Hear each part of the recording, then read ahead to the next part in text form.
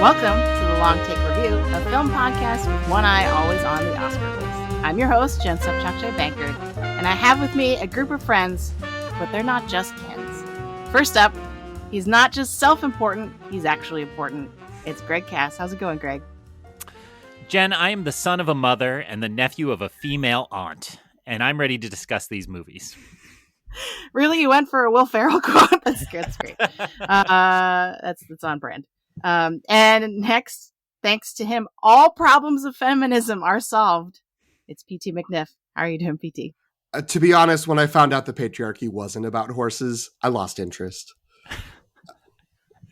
I'm doing well. You know, when I set up the overall intro as a Ken joke, I didn't realize that all of the quotes were going to also be from Barbie. That's great. And last but not least, and he is totally not required to have a quote from a movie. He doesn't just read the music; he can hear the music. It's Antonio Elefano. Welcome back, Antonio.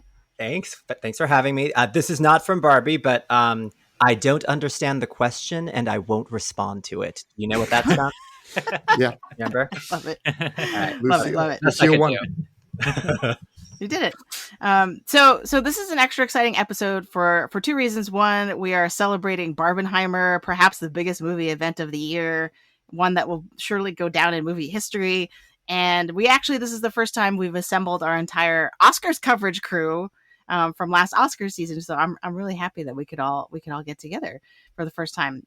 If this is your first time listening to us, we're going to have a brief section at the top of the show that is spoiler-free, designed for those who have not had a chance to see both of these films. And when spoilers are ready to blow, we'll make the switch to spoiler mode supremely clear. So nothing to worry about. We will protect you from spoilers like radiation. But first, we do need to do a movie news check-in. The strike in Hollywood with the writers and the actors continues. So that's big news that we want to keep checking in on and spotlighting. But then also just the idea of Barbenheimer in of itself is movie news. So hopefully that will naturally segue us into talking about both of the movies. So yeah, as I said, the strike continues. I think the latest thing that I saw popping up was that Bryan Cranston gave a particularly great speech. I don't know if anyone else saw that. A really fiery speech where he put, I think, Bob Iger in specifically on blast. So yeah, if you haven't seen that, like on YouTube or whatever, or on social media, check that out. He gives a great speech, unsurprisingly. And you know, as a podcast, we just wanted to acknowledge, because there has been a lot of kind of online discourse, especially in the podcasting community, about and sort of on social media about what podcasts should do sort of in solidarity with the strike. I think initially it was pretty clear cut because we consider ourselves movie critics. This is a movie podcast where we're critics reviewing the films, and you know, critics and entertainment journalists seemed pretty in the clear, like they should keep doing what they're doing, and that's not crossing the picket line, right, or is kind of like against the strike. But you know, it's gotten a little bit more complicated because SAG-AFTRA came out with some guidelines for, I think it was more targeted actors who are hosting podcasts, and like what counts, what like what's okay and what's not okay. We a couple of podcasts that we know and love sort of have said in solidarity, we're gonna stop recording.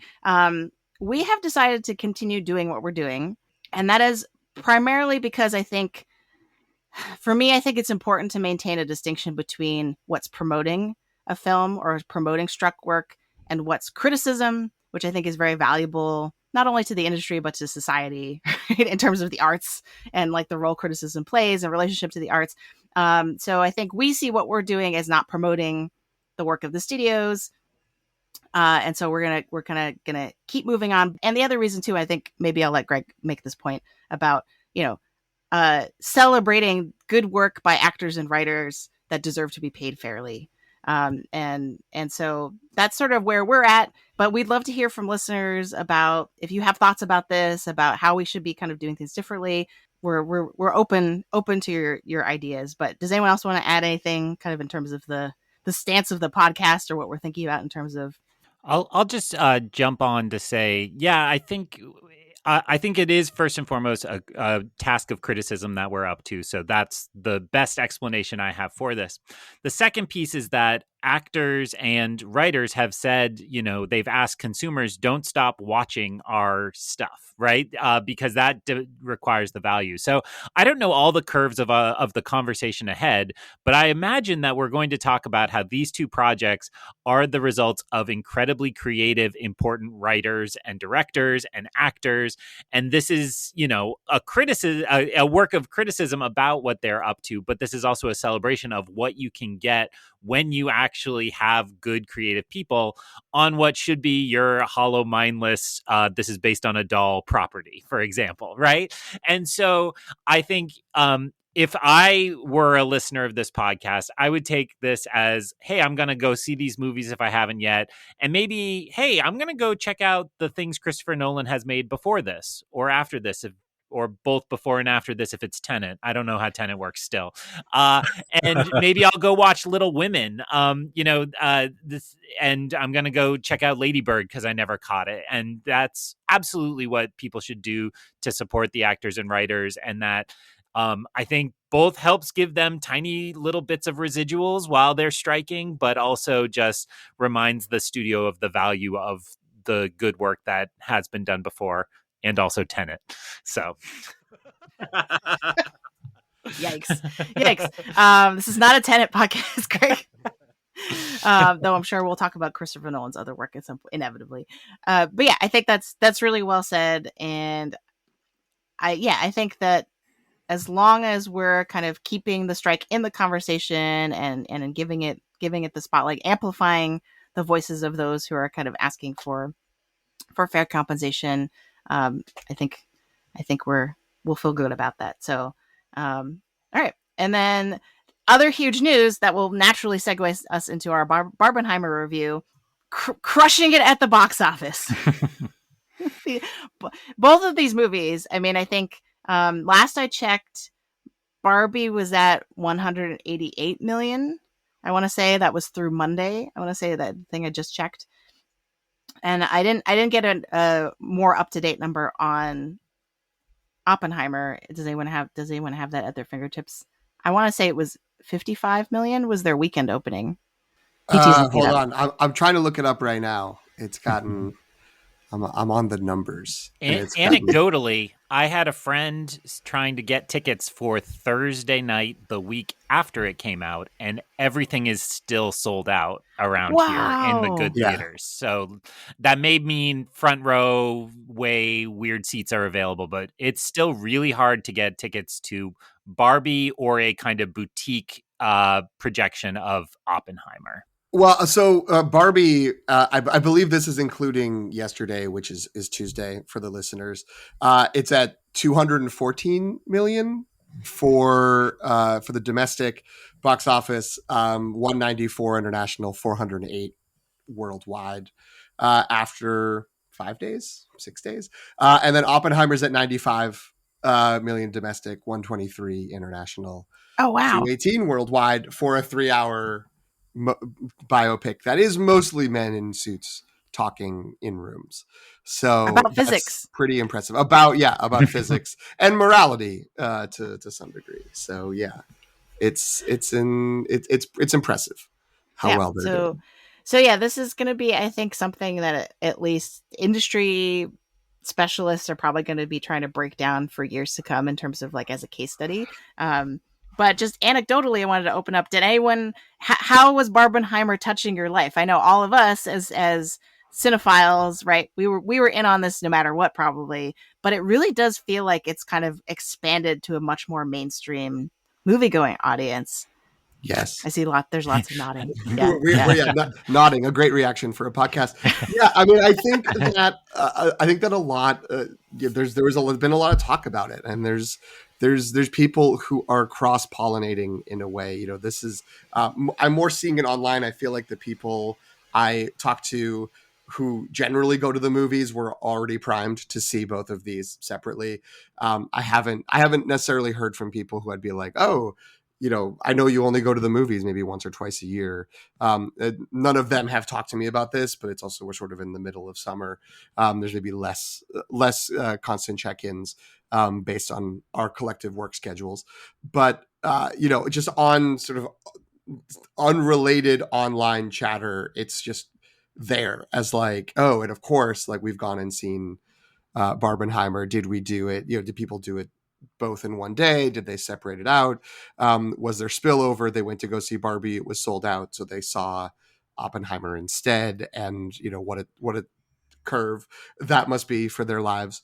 So yeah, it really is everywhere. And as you said, Jen, this feels like it's the biggest movie day of the year, and that's not just because, to smuggle in one more like bit of strike news, it's possible a bunch of other movies are going to be delayed into next year. So things that we've all been looking forward to, Challengers is already moved to next April from next month, I think is when it's supposed to come out. Yeah, they bailed from Venice. They were supposed to premiere at Venice, and then they're not doing that now. And Dune, we got to talk about Dune.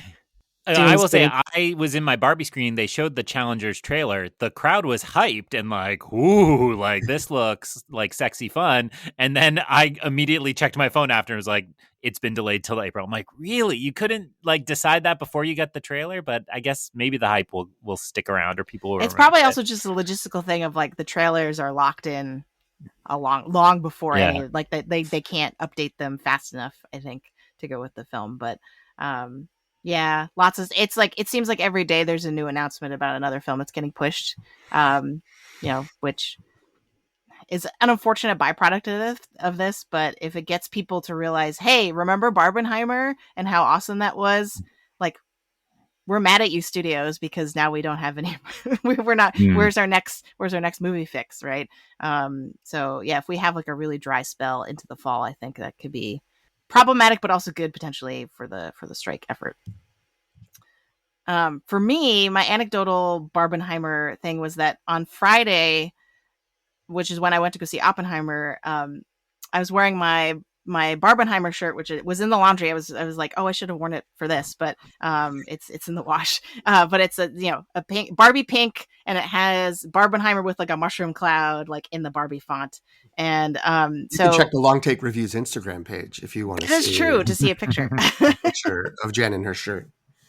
I have never been so popular, just like dropping my kids off at school and camp. And like, and it was interesting because maybe it's just because the demographic of who's a teacher for the age that my kids are at also correlates with this with mid to late 20s women. But there were like at least 3 or 4 teachers who stopped me to be like, who normally just say hi, good morning, and that's it. But to stop me to be like, which movie are you seeing today? Like, or what's the order? Like, they had so many questions about, and they wanted to say, they asked me, but some of them asked me where I got my shirt, which was from Etsy, support independent artists. And I made sure I didn't get one that was like a copying an artist's photo that I'd seen on social media. Anyway, so to me, I was like, wow, this is like really gone beyond my normal sort of like movie fan network in a way that was surprising. I'm curious as to how everyone saw the two. So I didn't watch it in a like back to back. I watched Barbie Saturday night. And then watched Oppenheimer Sunday morning, and I'm glad I did that. After watching both movies, and for me, I feel like movies benefit from some time afterward to sit with whatever you saw, especially since I knew we were going to have this conversation. So anyway, I was just curious, how did you all do it? Well, I was somewhat at the mercy of logistics, where the tickets went on sale while I was on vacation and traveling, and I wasn't on top of it. So by the time I was like, oh yeah, I should make sure I get tickets for those, I didn't realize how fast everything was selling out. Plus I was tied into the local theater downtown, the Alamo in downtown LA, because I have the monthly pass now. So I did Oppenheimer alone at 11 in the morning on Friday, but then couldn't see Barbie until Tuesday, which is why this is being recorded so late. Thank you, fellow hosts, for your patience. Everyone else, I think, was done by Sunday at noon, and we waited to it like 2 or 3 extra days for me. But so yeah, I had a lot of time in between. I probably would have done them like on back-to-back days if I could have. Maybe I would have done like seeing it on my own, Oppenheimer on my own during the day, and then Barbie in the evening. But it would have been like leave the theater, do something else, get Jasmine to join, because as Jasmine has said, I believe I relayed this in the podcast, this is my Star Wars. As soon as the Barbie like trailer first images were coming out, she's like, I need to see this. Like this is like, this taps into my childhood. So that I could not see without her. So yeah, I had a few days in between.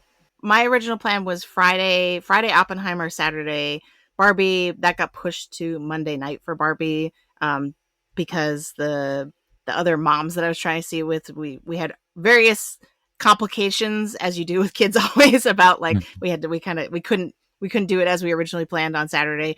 So I had mine a little bit more spread out. But honestly, I think my original order that I wanted to do was Oppenheimer and Barbie because of just the tone. Like I wanted to end with something that was a little lighter, funnier, happier, and I can report that I'm glad that I did that.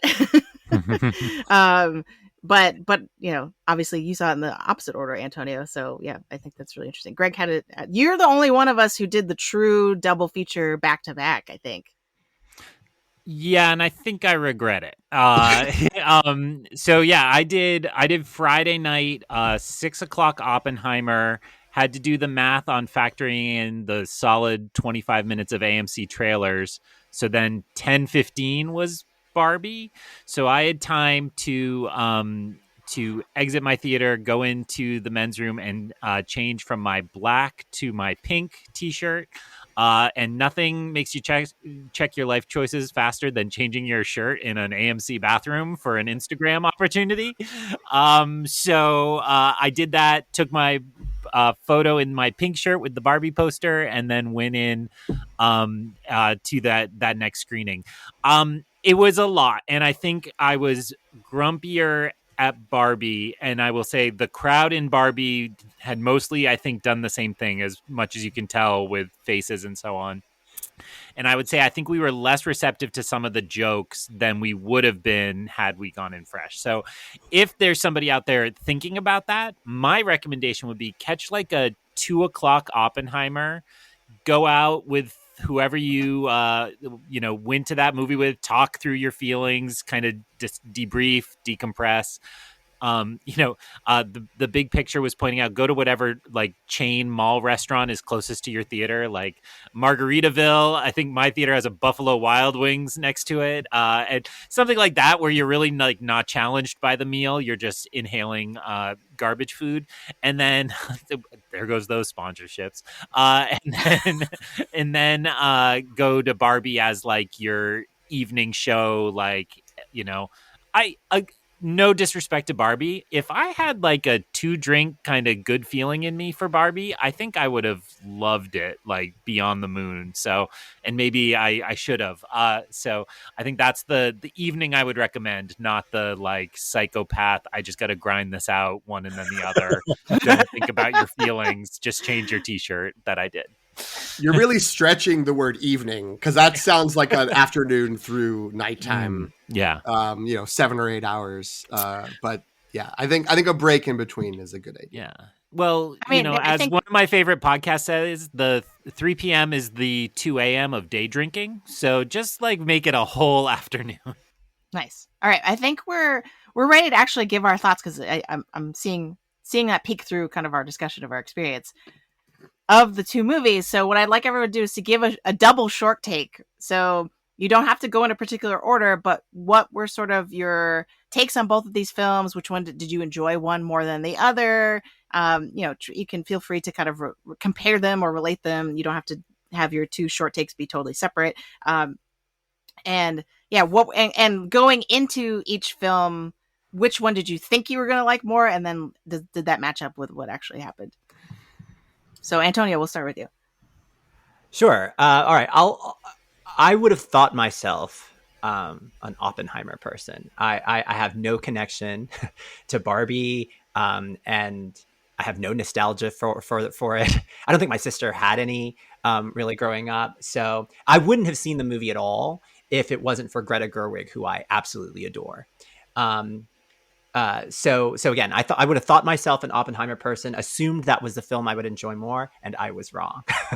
so for me, in terms of what won the not quite full, like the 24 hours where I watched these, Barbie won for me.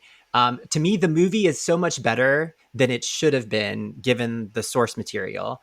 And from my perspective, instead of lionizing or just mocking her subject, I thought that Gerwig used Barbie as a sort of springboard for her welcome thoughts on modern womanhood, culminating in this monologue, which we'll talk about later when we get to the spoiler section. I agree with Greg. I had a drink before Barbie. I thought that I didn't think that all the jokes landed. But there were a lot, right? Like it reminded me of sort of like peak 30 Rock, that it was just dense with jokes. Like there was one moment where I dropped popcorn onto my lap and I looked down and then everyone started laughing and I freaked out because I was like, I missed it, but I didn't want to be that person asking like, what was the joke that they just said? So, and I, like a crazy person, I was like, like 30 minutes into the movie, everyone laughed when I dropped my popcorn. What was that? She's like, what the hell are you talking about? So anyway, but I had a great time. And I was surprisingly moved also at various points in the film. As for Oppenheimer, I admired the movie a lot, but I didn't quite love it. It's I'm going to use an adjective that I hate because it was applied to movies that I loved in the past, like Power of the Dog and like, I don't know, Power of the Dog was the main one that I remember now. But like, to me, it was like chilly. It was a chilly movie with, and I think that they use this term in the film, like a sort of Sphinx-like central character, which is okay. And I think, and that's not a discredit to Cillian Murphy, who I think is amazing. But what was interesting to me was that for a movie with lots of characters, I didn't find a sort of sympathetic entry point character to sort of latch onto in the way that, like, if we're carrying Power of the Dog, Cody Smith McPhee's character, I think was that character there. I think that the movie had a really high degree of difficulty. But unlike Barbie, the movie was constrained by having to be faithful, obviously, to Oppenheimer's biography. This isn't to say that he's not a worthy subject. Like, he's fascinating. But for me, I love Christopher Nolan, but I think I prefer Christopher Nolan sort of unanchored to any source text.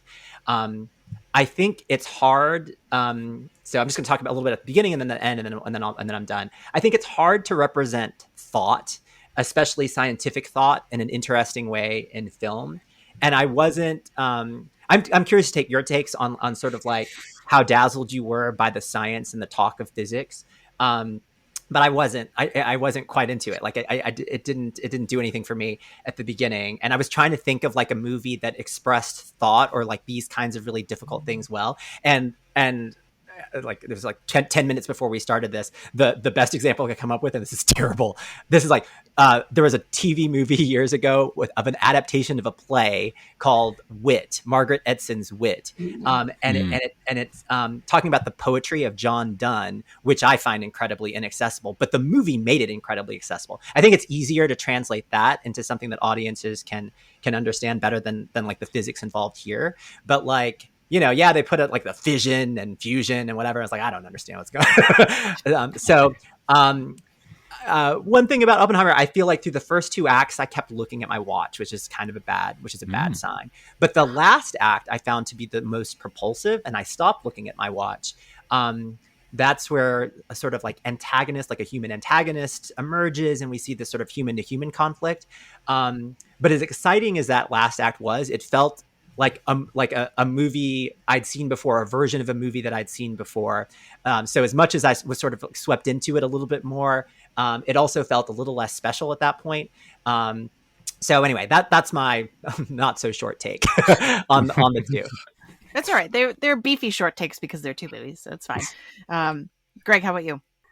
A beefy short take. Okay. You know, I was thinking of when we were preparing, I was gonna do a David Chen style, like a Boom Goes the Dynamite, where you describe one movie, but oops, it's both of them, and it's almost like it's too easy, which is really strange considering the subject matter, and I'm sure we'll get into that more. So, I will say that night. Well, let's just get out of the way the comment. Everybody should see both of these movies. Like, whatever quibbles I have about either, they are absolutely worth seeing, and they're worth seeing as a part of the monoculture moment. I got home. I guess I didn't see my wife Friday night because it was like 1 a.m. by the time I'd been de-Barbied. And so then on Saturday, I was like, they're both awesome. You should go see one. She's rushing out to see Barbie because we do things separately because of kids and so on. So absolutely would recommend both these movies to just about everybody I know because they are incredible. And it's just special. You know, I think there are a lot of movies this summer that we had hoped might be this kind of everybody needs to see it. Everything Everywhere All at Once was the last time I felt like everybody I know should go see this. And like half of them did, but I feel like there's a chance like 3/4 of the people I know are going to go to both these movies. And I just want to hang a hat on how special that is. Studios are garbage, but going to the movies is special and needs to continue to exist. So I'm really glad we have that moment. I think my general positive vibes for both. I think where Barbie fell a little flat for me is I felt there were a lot of jokes that felt clever and that I appreciated the construction of and that I didn't laugh at. And I'm like, I really should be laughing at this moment. Like, there was a little bit of like, some people in my crowd were rolling at the opening of it. And I was like, oh, but this was the first trailer. Like you all saw that, right? Like, how did you end up here if you didn't see the trailer? What you're not my people. So there was a little of that going on at times for me in Barbie, which put Barbie at a solid 4.5. I completely think Greta Gerwig, well, and for all of those jokes, there were some that Greta Gerwig cut me to the bone. Like, oh, you think you're an Alan? Here you go, buddy. You're a Ken. And it hurt. It hurt bad. I'll get into an example that I received in a text message from a friend.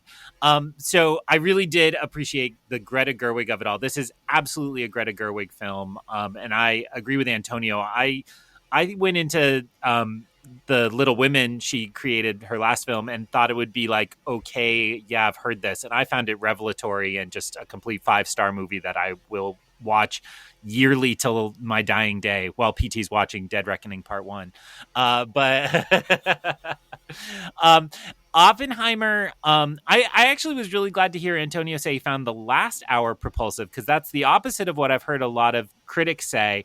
And I'm more in your camp, Antonio. I thought I agree with the way it all builds up to Trinity. It's hard to not give spoilers, but also, what are we spoiling? It's history. If it's history, then I think it's okay. Yeah.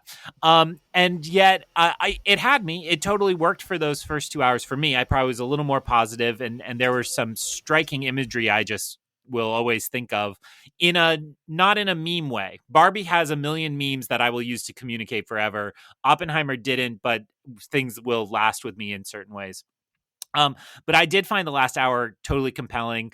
My immediate text afterward would get us an explicit rating, but it was like, Emily Blunt, like, I get it. Like, I was so mad for 2 hours. I'm like, why did Emily Blunt take this part? This is nothing. And then she gets one scene where I was like, that's why. She, like, there is a weird here we go, patriarchal instinct I think a lot of people have to like defend these actresses and be like, you deserve better because I'm woke and you should be given more money, and like, they don't need that. And Emily Blunt and Margot Robbie proved that with these choices. They're like, oh, you think you're going to dictate what I should and shouldn't do? I'm going to be just fine without you, Ken. So I love it. And so I think I went 4.5 on Barbie, 5 on Oppenheimer, and totally think everybody should go see both. Again, with a nice dinner or some gap in between. Great cast. Actresses don't deserve more money. Is I think the whole plot. Yeah, I mean, I concur with what Craig said and everyone else was nodding along as well. These are both excellent movies and are totally worth your time. And even if you weren't necessarily thinking about doing both, obviously you don't have to do both on the same day. But if you're drawn towards one and not the other, I would recommend trying to see both. I think that there's a lot of enjoyment that many people can get, if not everyone, from the two movies. It was interesting to hear Antonio's breakdown of sort of, well, there's one movie I thought I was going to lean towards, I was going to like more, but actually that one sort of like, it wasn't bad, but maybe let me down a little, or I was colder than I thought I would be. And I like the other one more because I felt the same way, but it was the opposite movies. Because I mean, I'm not out on Christopher Nolan. I didn't think I would be out, but Tenet was rough. We've been making some Tenet jokes that didn't connect with me. I feel like on a weird little island that like I didn't like Interstellar really at all. Like I thought watching Interstellar was like watching earlier Christopher Nolan movies through the eyes of people who have never liked Christopher Nolan movies. I was like, oh, I get it. I get why people didn't like Inception or The Prestige. Like I understand now because that's what it felt like watching that movie. Dunkirk was great, but that was very sort of short and different. Oppenheimer seemed more in line with an Interstellar and a Tenet in terms of it's a 3-hour story, multiple timelines. So I was worried that I would be like sort of kept at arm's length, and it does have that chilly aspect Antonio talked about, but I was so kind of engrossed by it all. I did find the science. I don't know if I just understood it better than but I doubt it because I am also a humanities man, and I was just like fusion, fission, yes, good, sounds good, got it. Einstein changed things. Sure. I'm sure he did. I'm trying to think back to my philosophy of science class, which was the like for English majors in college. That was just about like the thought without the math of science. But I don't know. Like I thought that whole thing was engrossing and really worked for me. And I'm with both Antonio and Greg on team that last hour. Like you think where, because like how the movie's going to build up to a big climax, and then I mean this is again I don't think this is necessarily a spoiler, but the thing that you think is coming at the end of the movie comes way earlier than you expect, and then the time after it is like ratchets up the tension on a much smaller scale, but in a way that I thought was really impactful. So I'm excited to talk about that a little bit more. And I had a blast with Barbie, but I think this is like more it's the sort of a discussion of sort of like hype, sort of self-hype, external hype, and also to some degree promotion, because because I saw Oppenheimer like pretty early, like, I mean, there were people could have seen it the night before, I guess, but I didn't hear anybody talk about Oppenheimer before I saw it. Whereas by Tuesday, when I saw Barbie, I'd heard a bunch of people be like, it's 10 out of 10. This movie's a masterpiece. People my friends who generally don't like things were like, this was delightful. I had a great time. Like they really liked it. So when I went to go see it, I was like, this movie's going to be amazing. And it was great. But it wasn't amazing for me. And, there were some things that like didn't, I think my expectations had ratcheted up against my my better my better understanding of what I should do going into a movie. So I think that return trips to Barbie Land will be more positive for me, and I'm going to be able to enjoy it for what it is. But that initial showing was a little bit of like, oh, okay, I guess that was it. And I think to Greg's point, the good news for people who haven't seen Barbie, who are still listening somehow, are that all the things that you have seen, or almost everything you've seen in the trailers, and I guess I haven't seen the commercials, but the trailers for it are really kind of packed into the first act of the movie, and there's a lot more that unfolds that you may not know or be able to sort of pull out from the marketing, but that made that first act kind of land with a thud. This is the downside of the sort of nice fancy recliner you get food theater. I think the audience isn't as rock. It's also maybe going Tuesday early afternoon in the middle of the week. It was totally sold out, but it wasn't like a super boisterous crowd.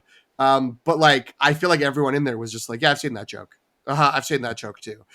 So it didn't like build the momentum that I think the movie would have if I had never seen anything. Like I would have laughed at a bunch of stuff that I've seen like 10 times in a theater before because that trailer was shown a lot.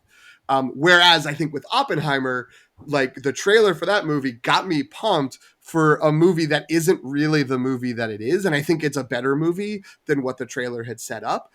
But it was like one of those things where it's like the trailer made you think it was going to be like this sort of tone for a lot of it. Like I thought I knew 4/5 of what was going to happen in Oppenheimer, like chronologically through the movie. And it was chopped up in a very different way and presented the story in a different order. So that was a fun sort of twist. So I don't know. I think that there's something about expectations. There's something about like how the promotion set me up to think certain ways about these movies, but ultimately they're both great, but I am on team Oppenheimer. I'm more pro that movie than Barbie. Can we get an image of PT saying I'm something of a scientist myself on our Instagram account? Yes, we could try to put that together for the Instagram account. Yes. Amazing. All right. So this is so interesting. I'm really glad that we have, everyone's pretty positive, but we have different takes and kind of like we lean towards one movie over the other differently. In general, I was on such a high coming out of both of these movies. Like, I think my attitude was like, what a time to be alive. I've now seen both of these movies and they are so different tonally. And yet I think, to go back to something PT said, I think a pull quote for Barbie that I've seen in ads and stuff on social media is, and I forgive me, I don't remember which outlet or which critic said it, but it's not what you think it is, it's better. And I would actually say that applies for me for both of these movies. Because for Oppenheimer, sort of as PT was sort of alluding to, because of it's based on historical events, I sort of like had a vision of what type of movie it would be. And it really, especially as Antonio said in that third act, shifts gears in a way that was very surprising. And I was like, oh, this is what this movie is? Okay, great. And I was on board for all of it. I have to say, I was in high school kind of a physics nerd.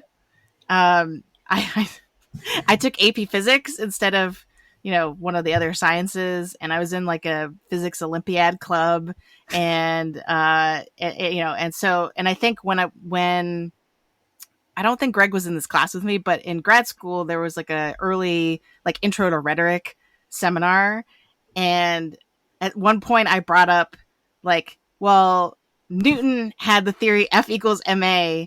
And then Einstein comes along with relativity, and it like totally changes the discourse of like what, or like it was some example of like of something we were learning in class, and everyone was just like, "Why are you speaking science to us?"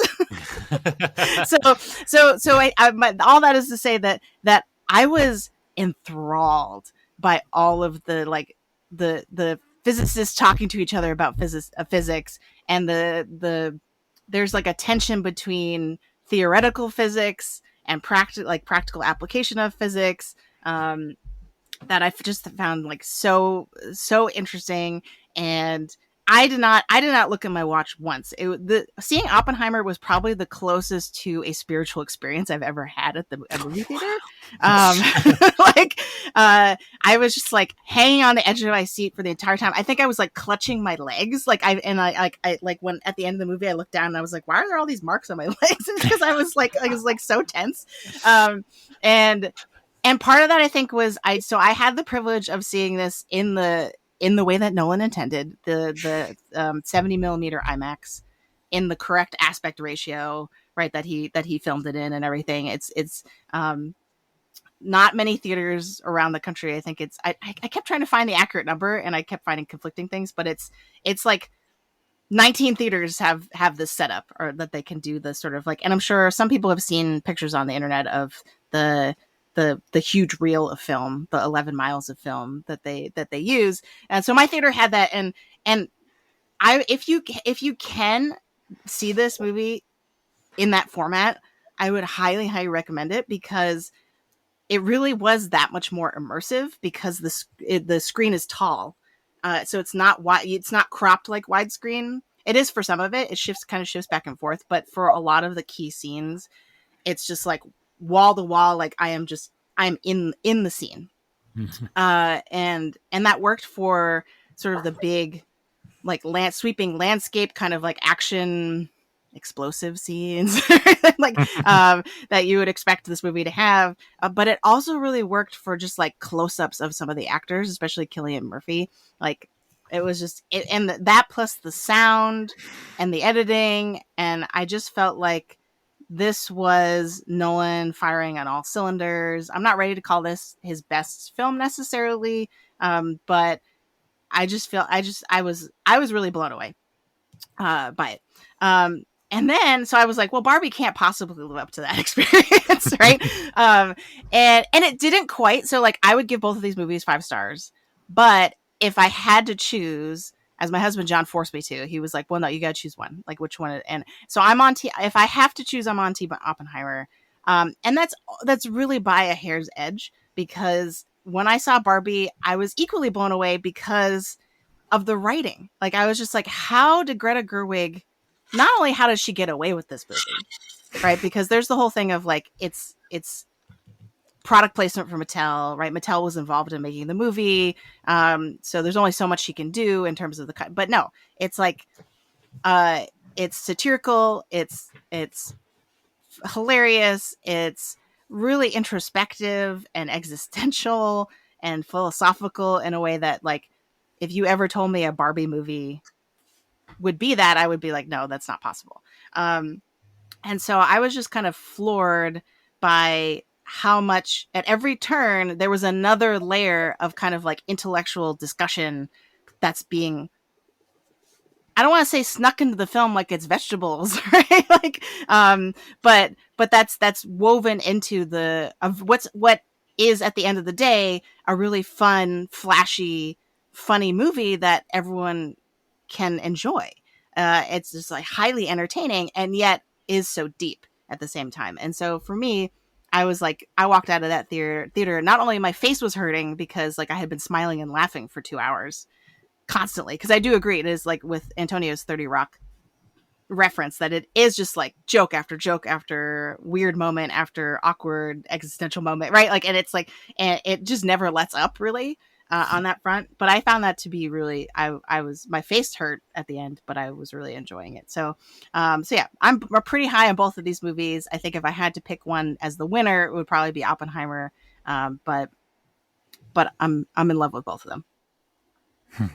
And I this to say this in the non-spoiler part, 2 of the best final moments in movies in a long time. Very different, but both the final moments in both of these movies are perfect for the movie, and like I think really accentuated the leaving the theater feeling good about what just happened, in my opinion. Nice. All right. So we've sort of already dipped into recommendation algorithm. I don't know if we need to say much more. But I guess maybe what I'll ask, because this ties to another question that I had for the short take that we also didn't get to. But in terms of placing these films in the larger filmography, just what advice do you have? Like, does someone need to have seen Interstellar to appreciate things in Oppenheimer, right? Or similarly, does someone need to have seen Lady Bird or Little Women to appreciate things about Barbie? I mean, the only thing I'll say, no. I think the answer is no. You don't have to see the other movies to see this. Don't feel like you got to do homework for them. I think that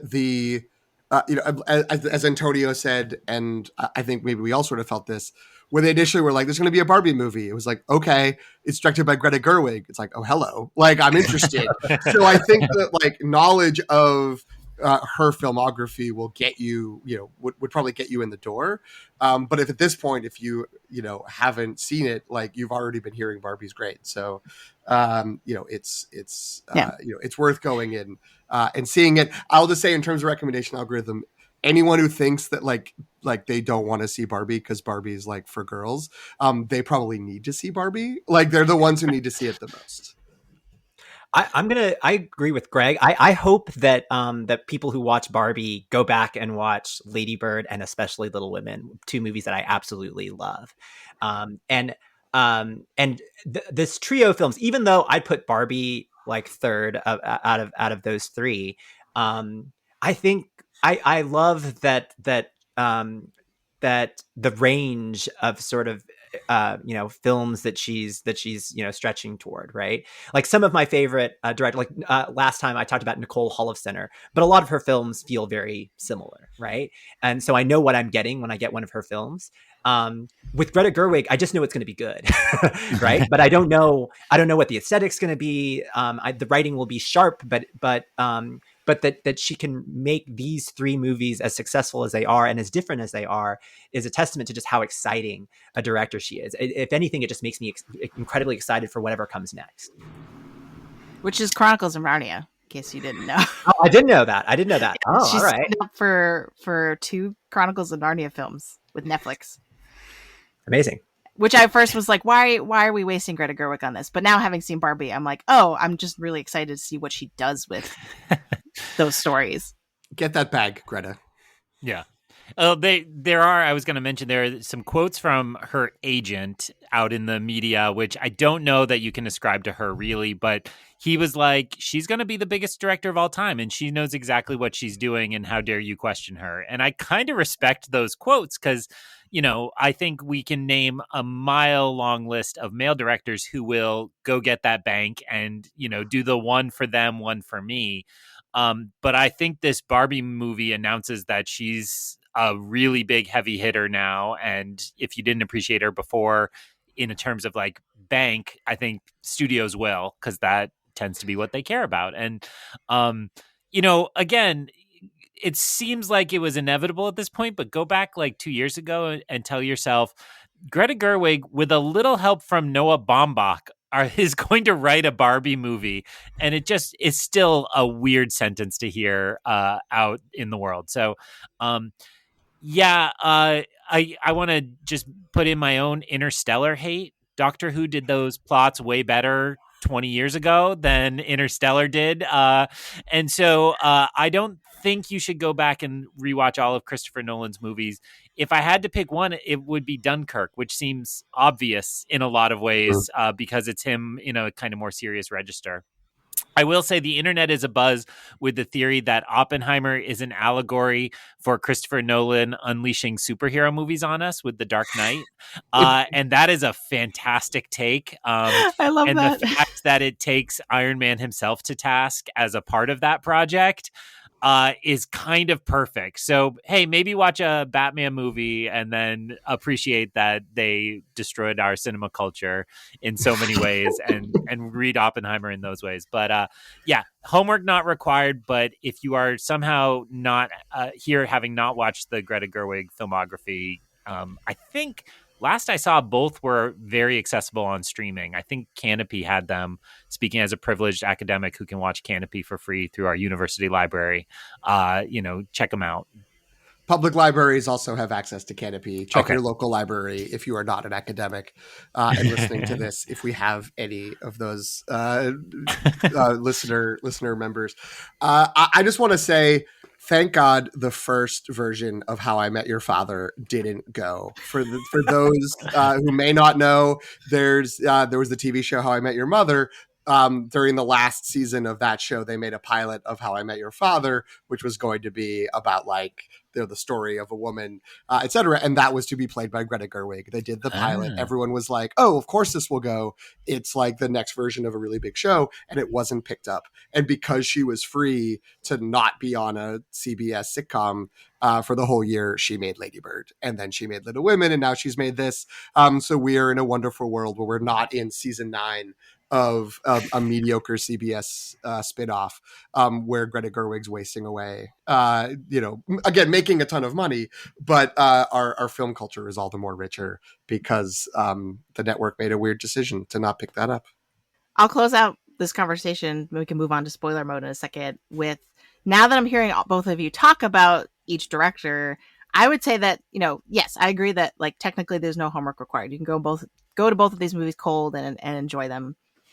But I'd say I would say that I would, if you were to have time to watch something, I would say watch Lady Bird, or actually I think Little Women probably is a better primer for Barbie because of there's like some big monologues in there that I think I can see echo, like she's iterated on and echoed in Barbie. But I feel like one of the most astounding things of Barbie is that her voice as a writer is so strong and cuts through. You can really hear her in the movie, speaking through the voices of different characters. And so I would say that, like, just to get, if you are unfamiliar with Greta Gerwig's voice and kind of her point of view, then checking out probably, I would say probably Little Women or Lady Bird, whichever one appeals to you more, would just be a good, get you like, will help you appreciate, I think, the writing in Barbie more.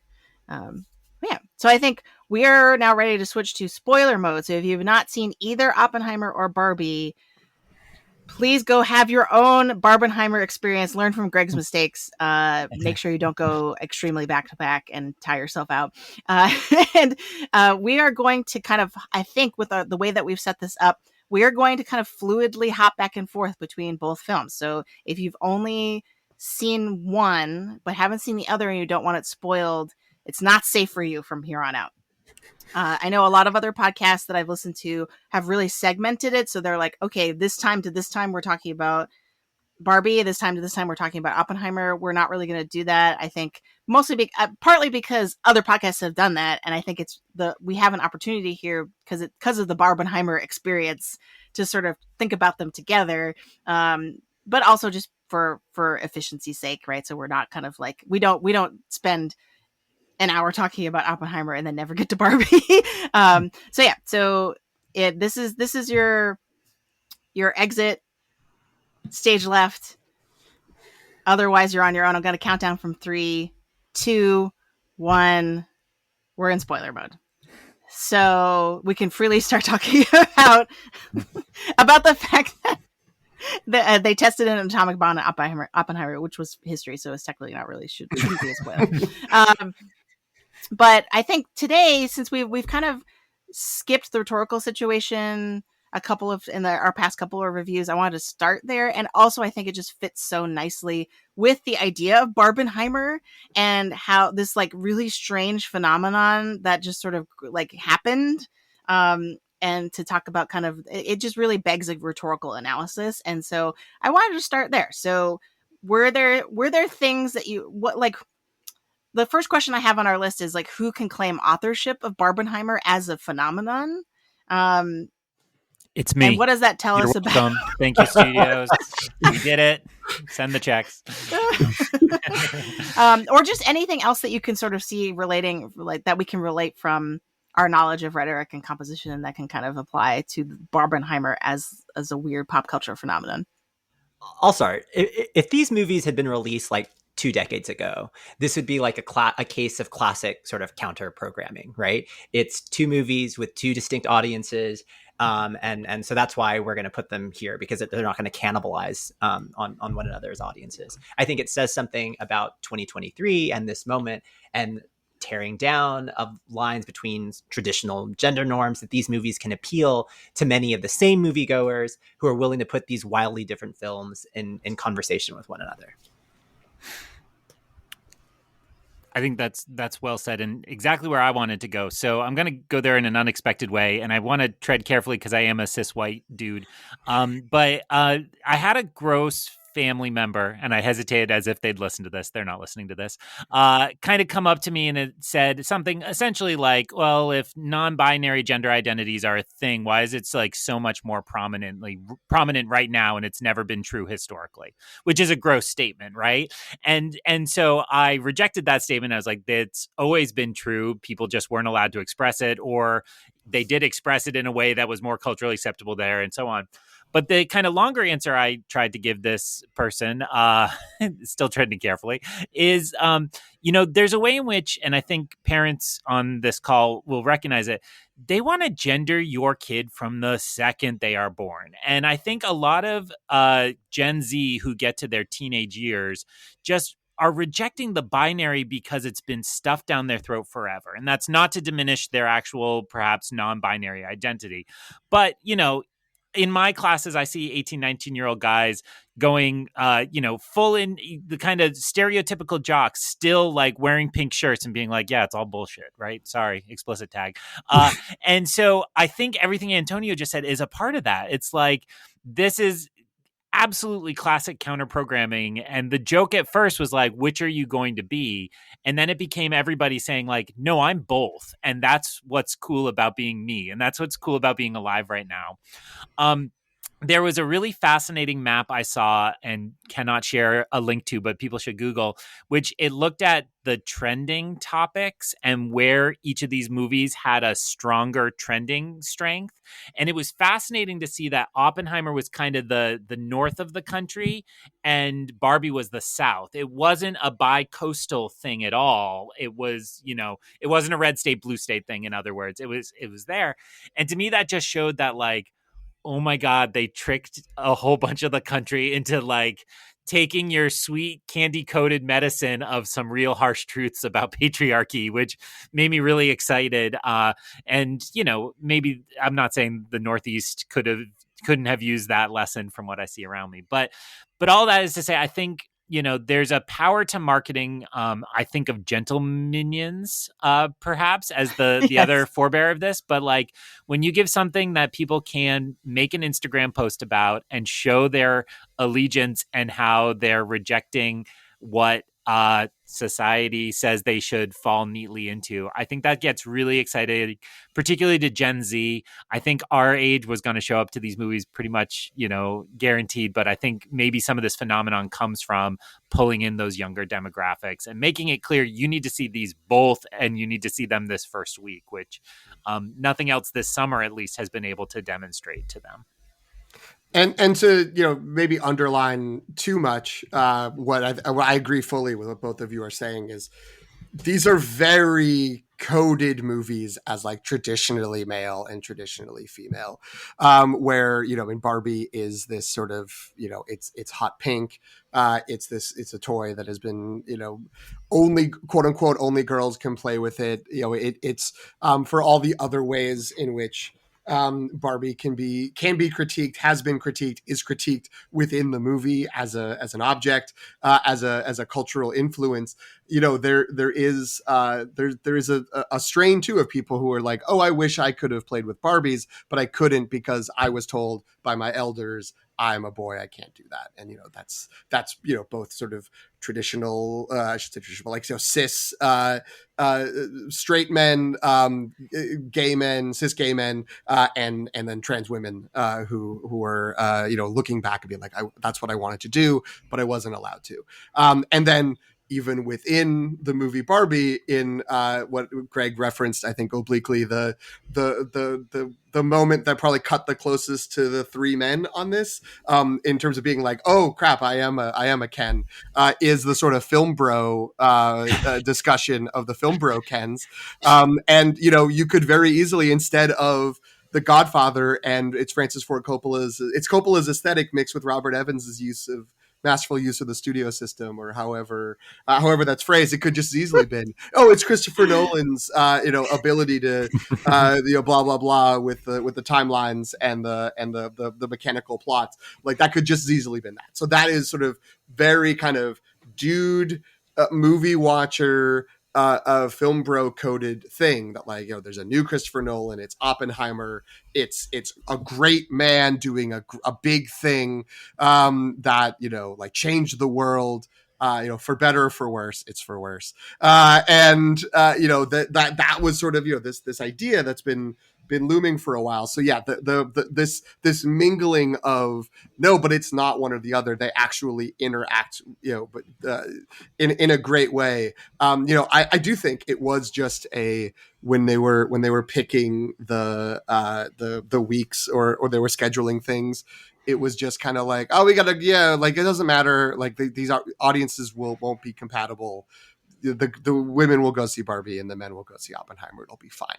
Maybe I've seen some speculation that there was some degree of Christopher Nolan wanting to sort of undercut the big Warner Brothers movie because he had left Warner Brothers because of the way that they released Tenet. So he liked like sort of holding his ground and like, I'll put my big, IMAX spectacle 3-hour biopic about a mid-century scientist, up against their movie to undercut it.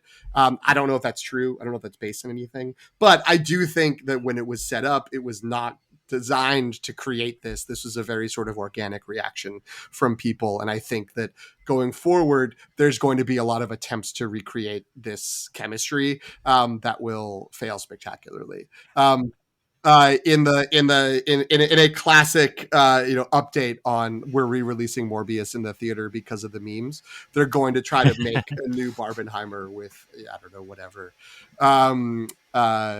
Mall Madness Stein, with the Mall Madness Einstein movies coming out the same day, or whatever. So I think there is something really organic and joyful about that.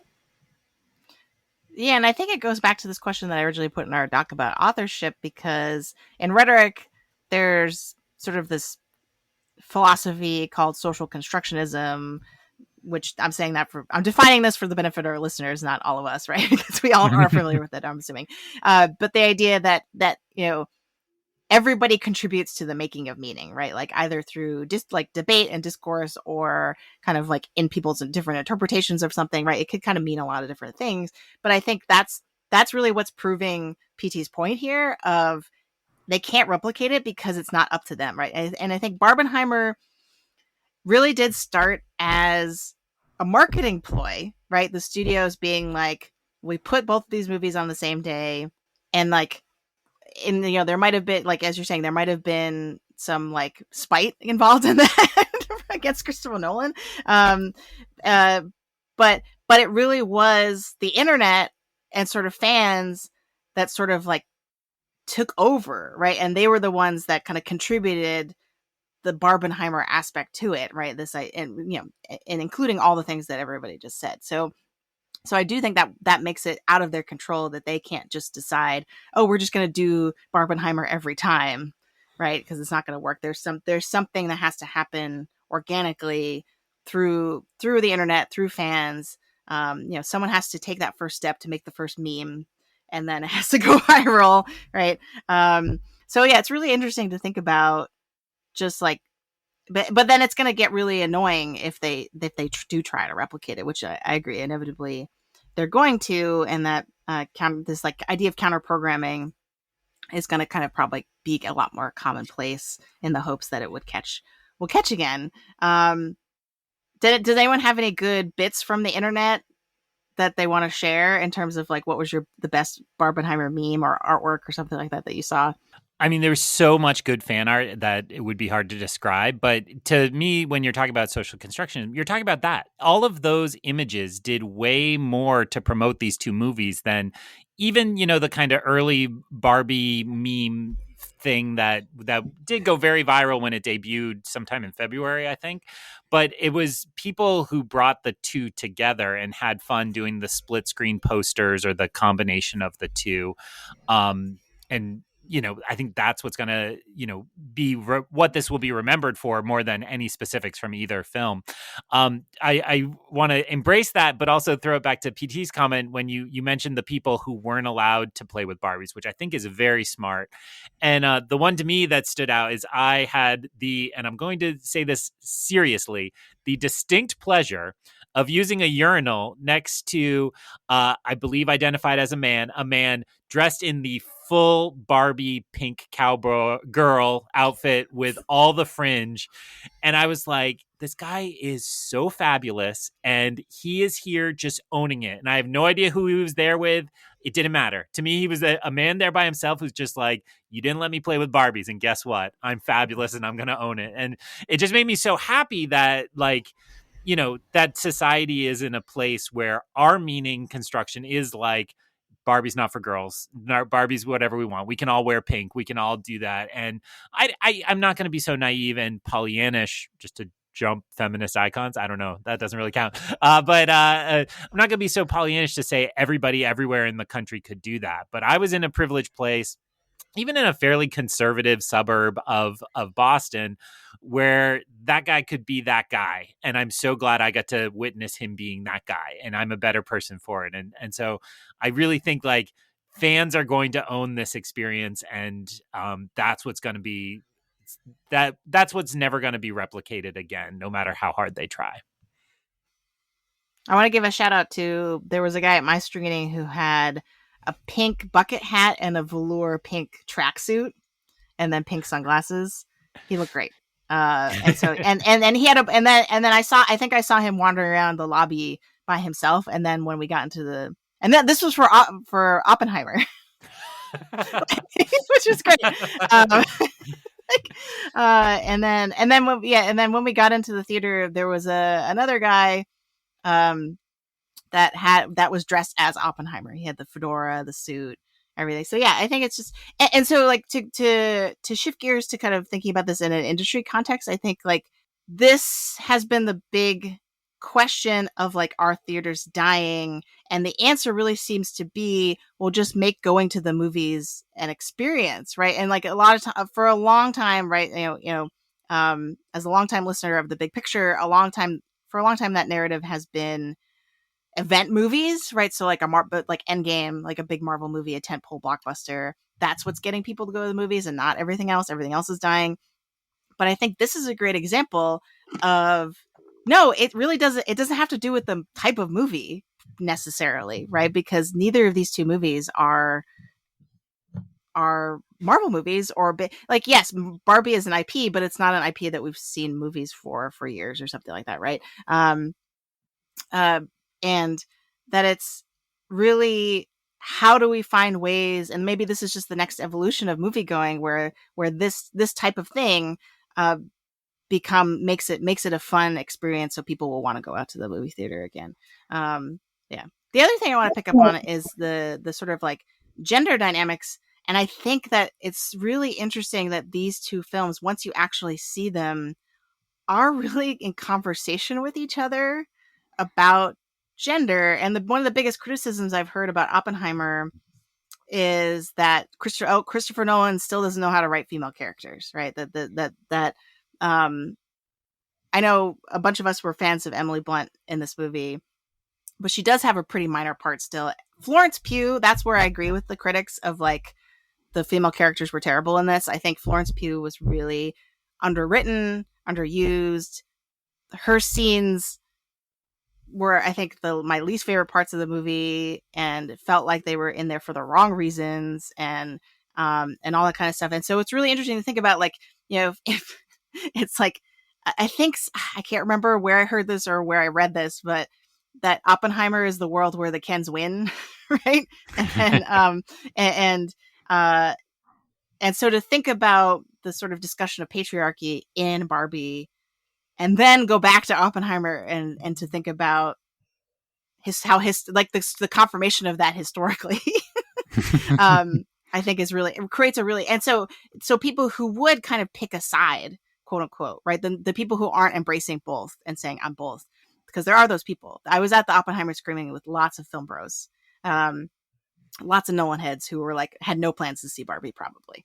And so the idea that if they are going to, if an Oppenheimer person, quote unquote, is going to then go see Barbie because they want to participate in the Barbenheimer experience, that's really great, because they're going to be exposed to a lot of ideas probably, and just like a type of movie that they probably would not have otherwise been open to. And I think that in general is a very like nice, happy thing. I agree. I mean, we exist where we all work in academia. We exist in an environment where like feminism and patriarchy are central parts of our discourse. But for a lot of people, it isn't, right? And the millions of people who are watching this movie, that Barbie and Oppenheimer can spark conversations about these issues, but ground them in something, familiar. I alluded to like this. I'm not going to go scene by scene, but I do feel like we should talk about the America Ferrera monologue in Barbie, which I think I read an article that Greta Gerwig told America Ferrera that like Meryl Streep, it was like a Meryl Streep wanted to deliver this. Like, that's how much she loved the writing of this moment. And I talked to like a friend who was less bullish on Barbie, who was also Team Oppenheimer, more solidly Team Oppenheimer over Barbie, but because he thought that a lot of the central themes were discussed so sort of explicitly and without and not as artfully as he would have liked. And I don't know, for me, again, we're talking about a movie that's based on a doll, right? And so I don't know what kind of nuance. There wasn't much nuance that I expected from it. The fact that monologue existed, that it made sense, that it like moved me, and but that it also made sense in the context of the movie, I thought was a minor miracle. And it makes me really happy that all of these people are going to hear that, right? And that it was used to sort of like arm the Barbies, right? To deprogram them in the context of the movie. But the idea that this can start a conversation with like a mother and a daughter, it just warms my heart and makes me so joyful. I cried during that monologue. It really hit me hard. And I feel like thematically it ties together sort of the feminism aspect of the movie and just like the Barbie the toy part of the movie as well, because to me the whole idea behind that monologue is, right, the reason in the story, in the plot, the reason she's saying it, as you're saying, is to deprogram the Barbies. But specifically, she says, if we articulate the cognitive dissonance, right, that robs the patriarchy of its power, right? Of the like, you have to be this, but you also have to be this, right? Like, and that's what the whole monologue is structured around, all of these kind of like paradoxes of like of womanhood. And I feel like that also is what Greta Gerwig's doing with Barbie in the movie, right? Barbie as an icon, Barbie as a toy, Barbie as a pop culture phenomenon, right?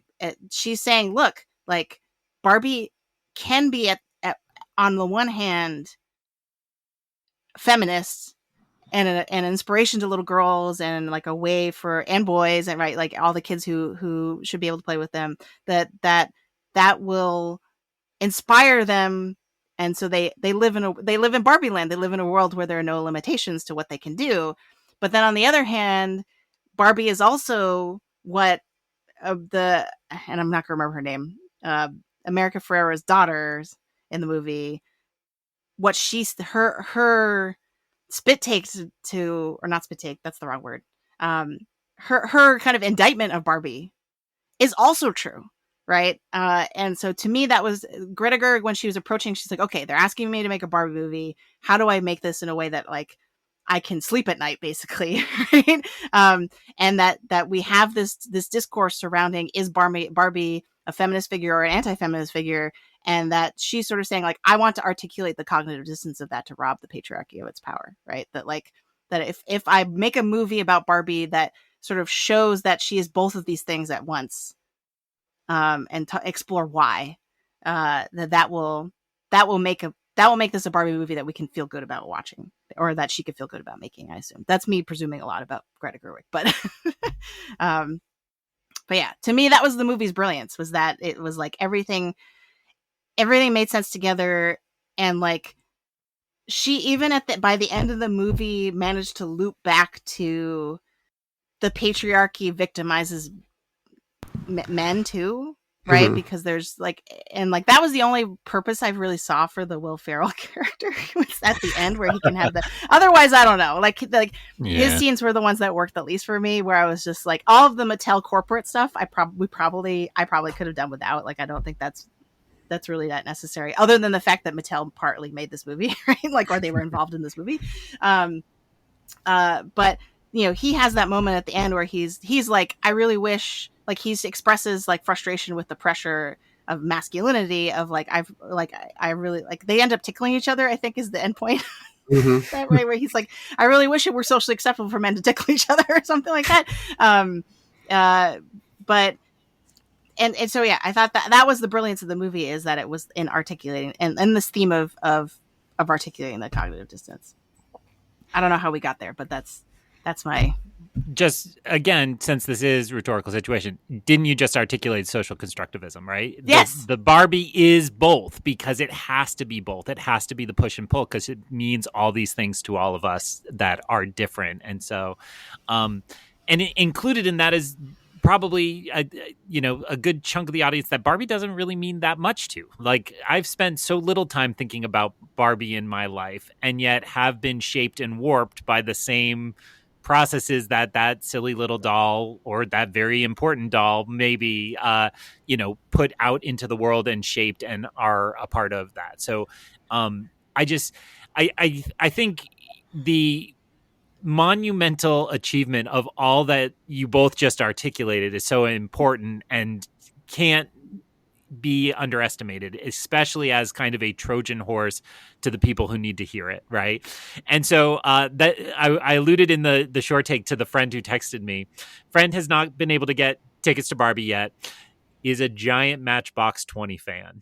And so came across the soundtrack, and now Jen knows exactly the friend I'm talking about too. And so then sent me the file of Ryan Gosling singing Push and said, "Oh my God, this makes me so much more excited to see this movie. This is going to be perfect."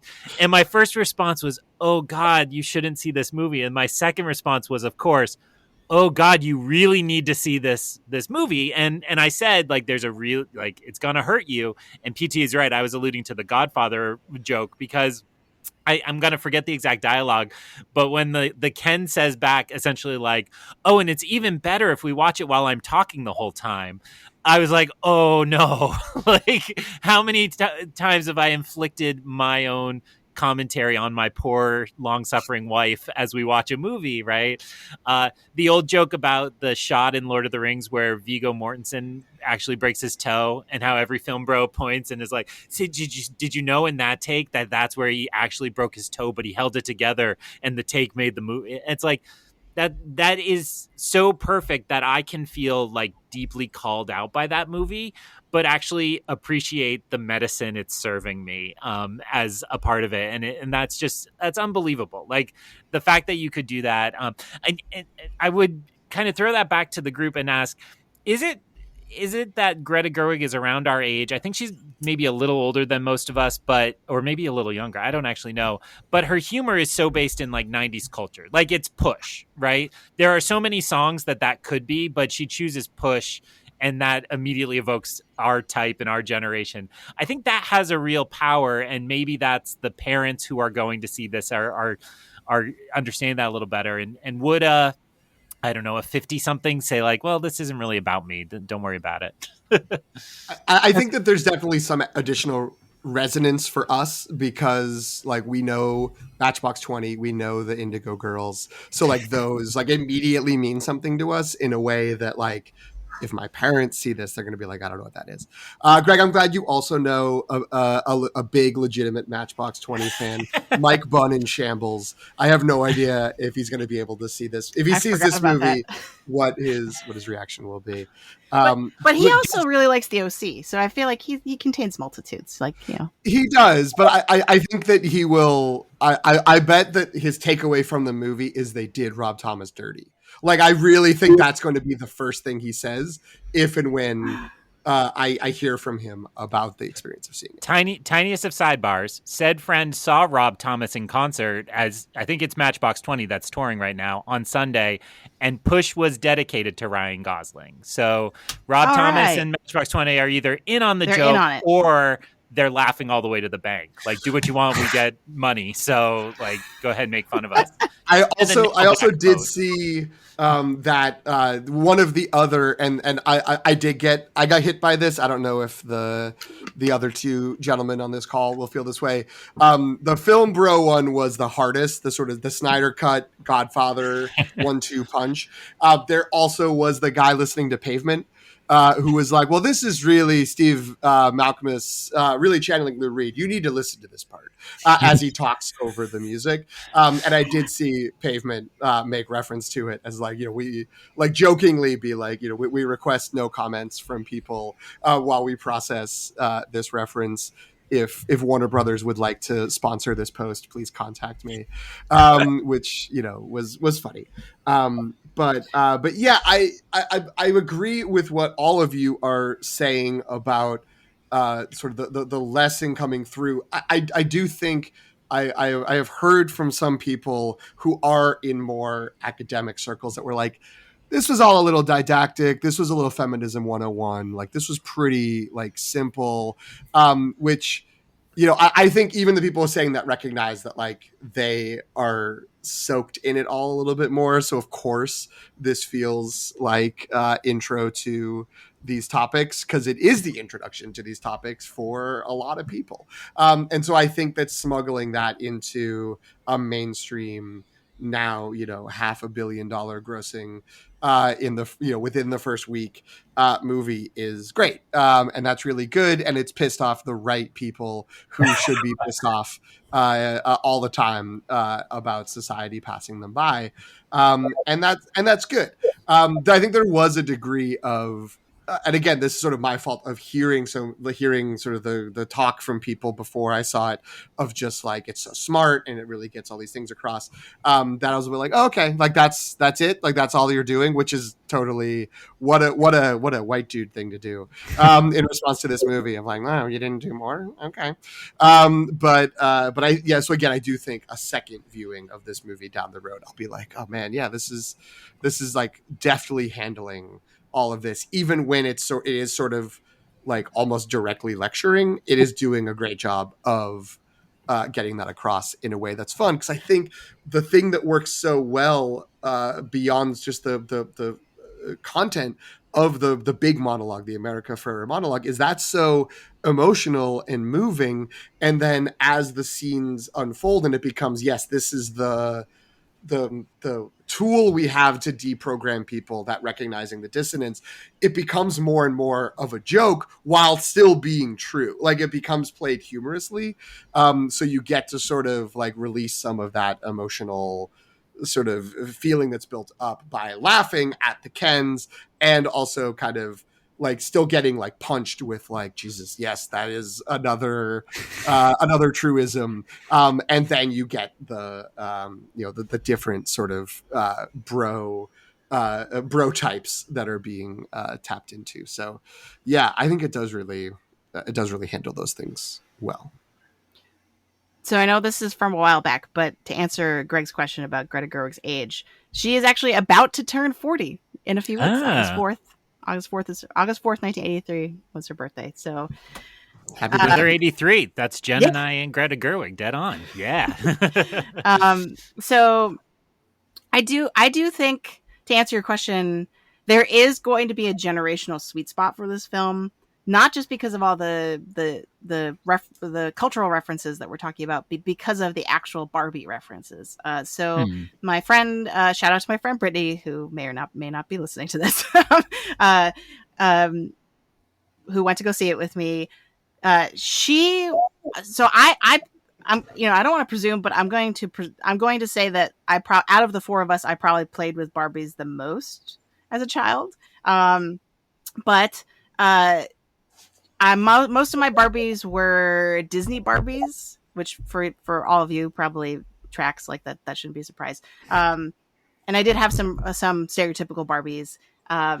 But my friend Brittany had like she could recognize every single outfit and every single accessory and every single toy, all the kind of playhouse stuff, and like she for her it was just so joyful because it was like bringing back all of these references to her childhood. And I do actually really like that aspect of the movie where they really dug deep into like that Barbie archives, to include and give a shout out like over like the history of Barbie and kind of and especially like a lot of the discontinued models and all that stuff. I think that was really fun. But I do think that there's going to be people who, even if they are on board with the political messaging of the film and kind of what it's like, its thesis and what it's trying to kind of get off its chest, thematically, I feel like just you could easily just appreciate the level as like the film as like a nostalgia experience alone.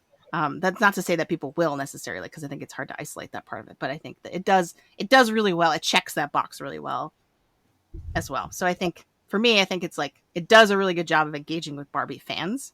Like I had and my daughter in her room now has it. I have the yellow rollerblades, like the little, and so there. So I wasn't recognizing every single thing that we saw in the movie, but there was enough for me. And actually, I thought a lot of the creative genius of this movie was how everything is constructed like actual toys. So like when she opens the fridge, it's just like a flat, flat image, right? And then like at the end, I was like, why is everybody waving so weirdly? And I'm like, oh, it's because Barbies can't bend their wrists, so they have to like go like this.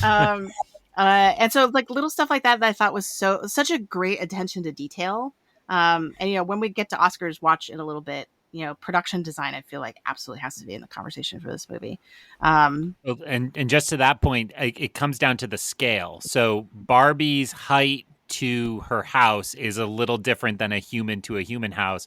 And so literally everything in Barbie world is done. I forget the exact ratio, but it's slightly small. So Margot Robbie looks big in her car. You're like, that's not what a human would look like in her car. Right. And it's exactly Barbie the proportions. Barbie scale.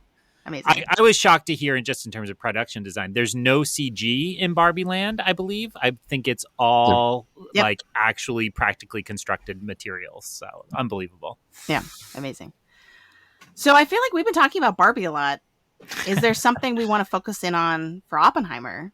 Like, was there a particular, because I think this all started with Antonio bringing up the America Ferrera monologue. So is there something like that in Oppenheimer, a key scene, a key aspect of it that we want to give a shout out to? Well, I think that the element that has been, I don't want to say divisive, but I think we are in agreement with, or at least the three of us who brought it up, is the last hour. So there's, I don't think I'm alone I was assuming, like the climax of the movie will be the Trinity test. Like that will be the timelines either will converge there, or at least the timeline that is the Los Alamos story is going to build up to that. So when that happened, I think before the 2 hour mark, it was like, oh, okay. So like now what are we doing? And when it suddenly becomes the antagonist has been Robert Downey Jr. this whole time. He's the one who sort of post-war has been pulling the strings behind the scenes. I don't know if necessarily, there's obviously the scene where that is revealed when he's talking to Alden Ehrenreich, and it's clear that it's like, I did all this, like I set it all up. I don't know if it has the same sort of crucial central impact to the movie that the America Ferrera monologue does in Barbie. But I think that pivot and that change to it, not just being sort of man versus the clock, or, America versus the Axis powers, or that's America Ferrera fighting the Axis powers, right? Exactly. It's her parachuting onto Normandy, pointing out the patriarchy.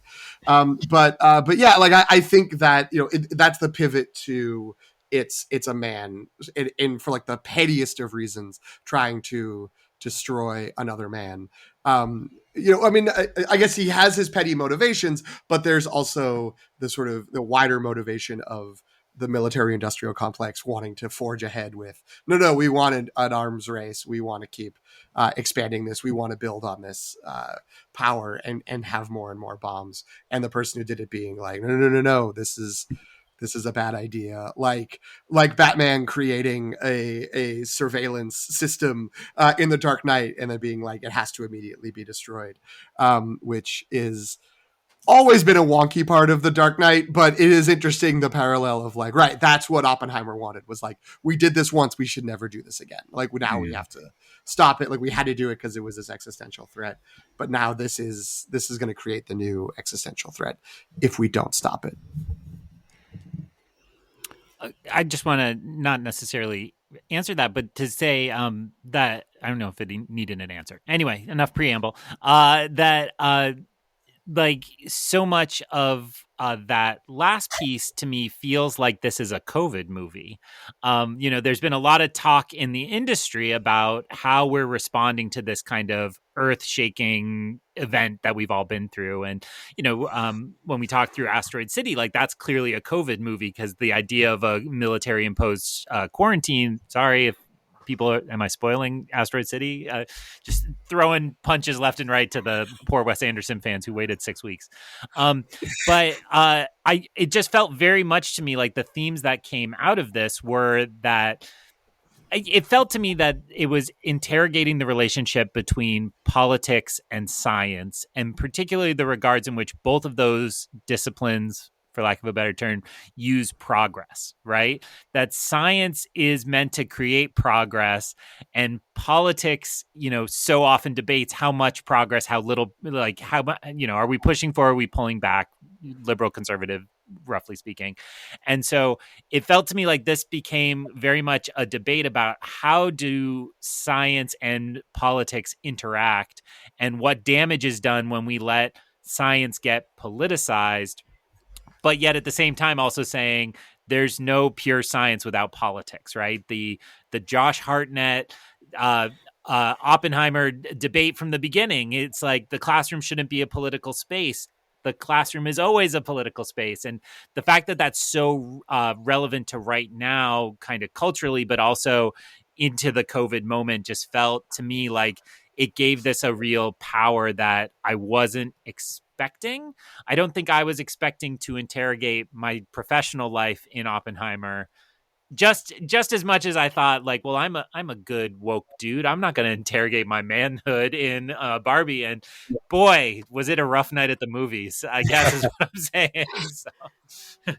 I've also seen people comparing or saying that Oppenheimer can also be an allegory for AI, to bring it back to the strike, like that the questions of like, is AI something we're going to unleash and then regret later? Right. And then once it's out, we can't put it back in the box. So, yeah, I think to me, this movie was the most sophisticated when it was engaging with history and subjectivity, to build on. Because I totally agree with everything you just said, Greg, in terms of like science and politics and like all that stuff was there for me, too. But to me, what elevated this by the end, and I think a lot of this comes to fruition in to go back to what we were saying about what PT was saying about the last act or the last hour, a lot of the sort of like subjectivity of history comes to the fore once you realize that, the it's not just black and white and color because Christopher Nolan's having fun switching back and forth, or like, like it's like there are these two accounts, these two sort of points of view that are colliding, right? And a big connection that I actually saw to Barbie,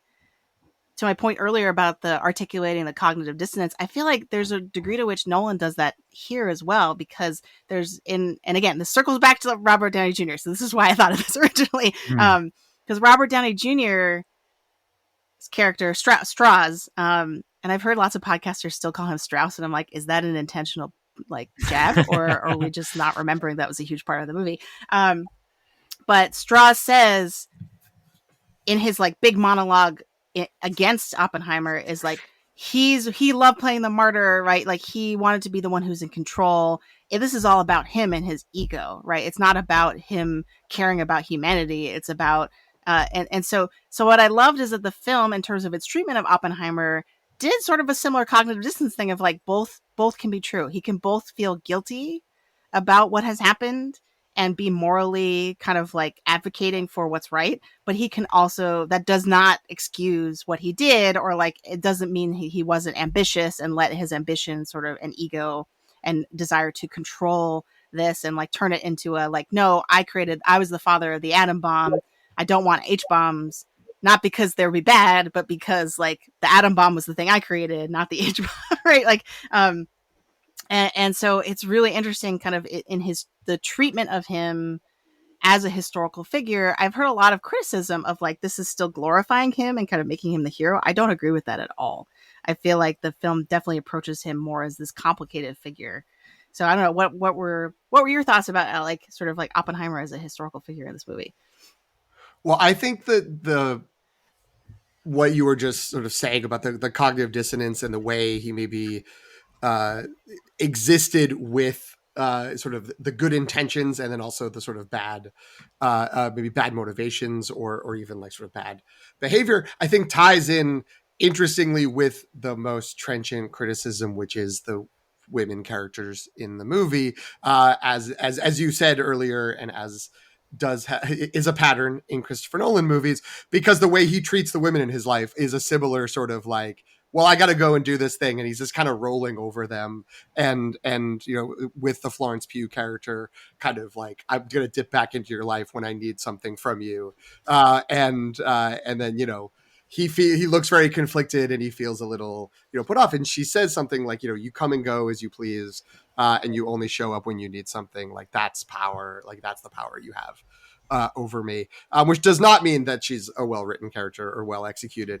and you know, does still sort of position the women to exist exclusively as a reflection of, or a sort of tool through which the story of a man is being told, which is not great and not ideal. And don't worry, folks who haven't seen Oppenheimer but are listening to the spoilers, there is a woman who's fridged to make a man feel a certain way, but which is historically accurate, but still is a thing Nolan loves to do. Are we supposed to think that she might have been murdered? That's again, you know, the unknown truth. There is one shot that looks like she's being pushed, drowned right? by someone. Yeah, one of the shots shows that, but the other ones don't. So it's unclear. I think that's intentionally ambiguous.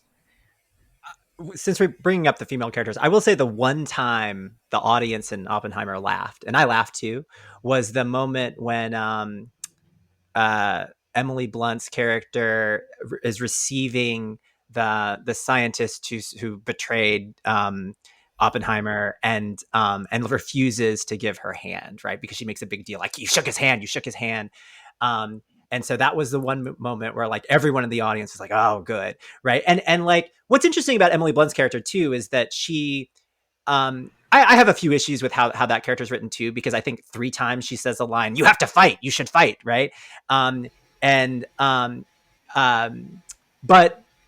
you do kind of want him to fight, right? Like, because you have this antagonist, and so I think that part of the reason that we have an affection for her in that moment, that we laugh and that we like her in that moment especially, is because she's displaying the anger that we wish that Oppenheimer would in those scenes too, right?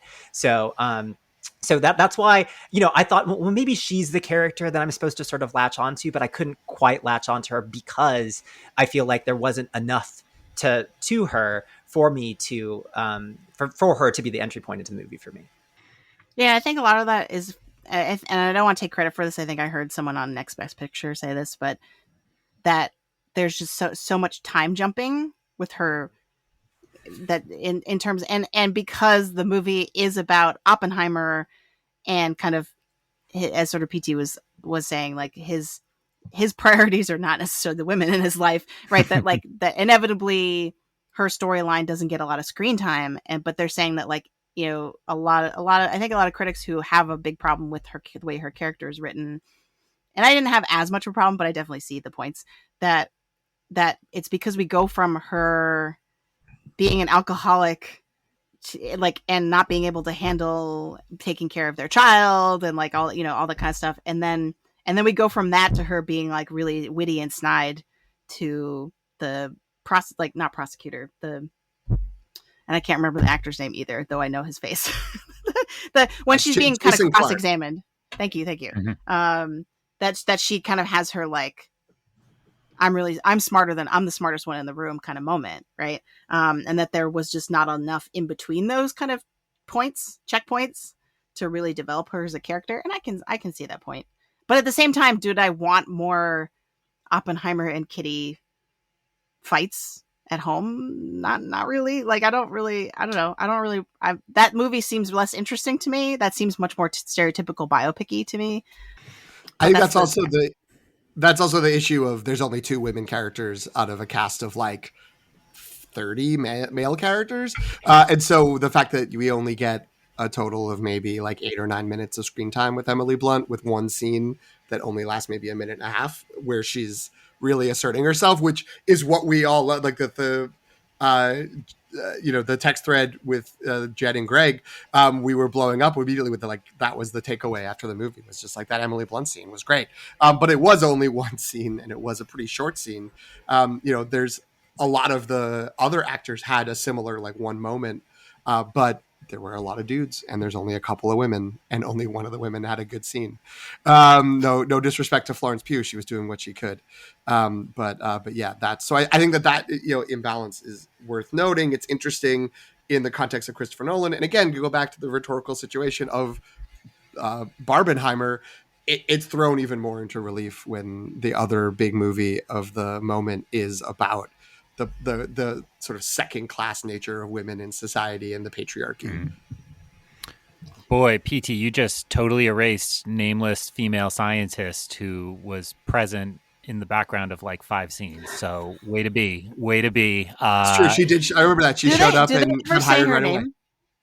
I don't recall. Did they say her name? I latched on to her because I had one of those things where I was like, I know that actress. What do I know her from? And so I kind of like found her in a lot of the scenes, but I don't think she even talked in the majority of scenes she was in. So her character's name, of course, was Lily Hornig, played by Olivia Thirlby, who was in Dredd, the really good version of Dredd from like a decade ago.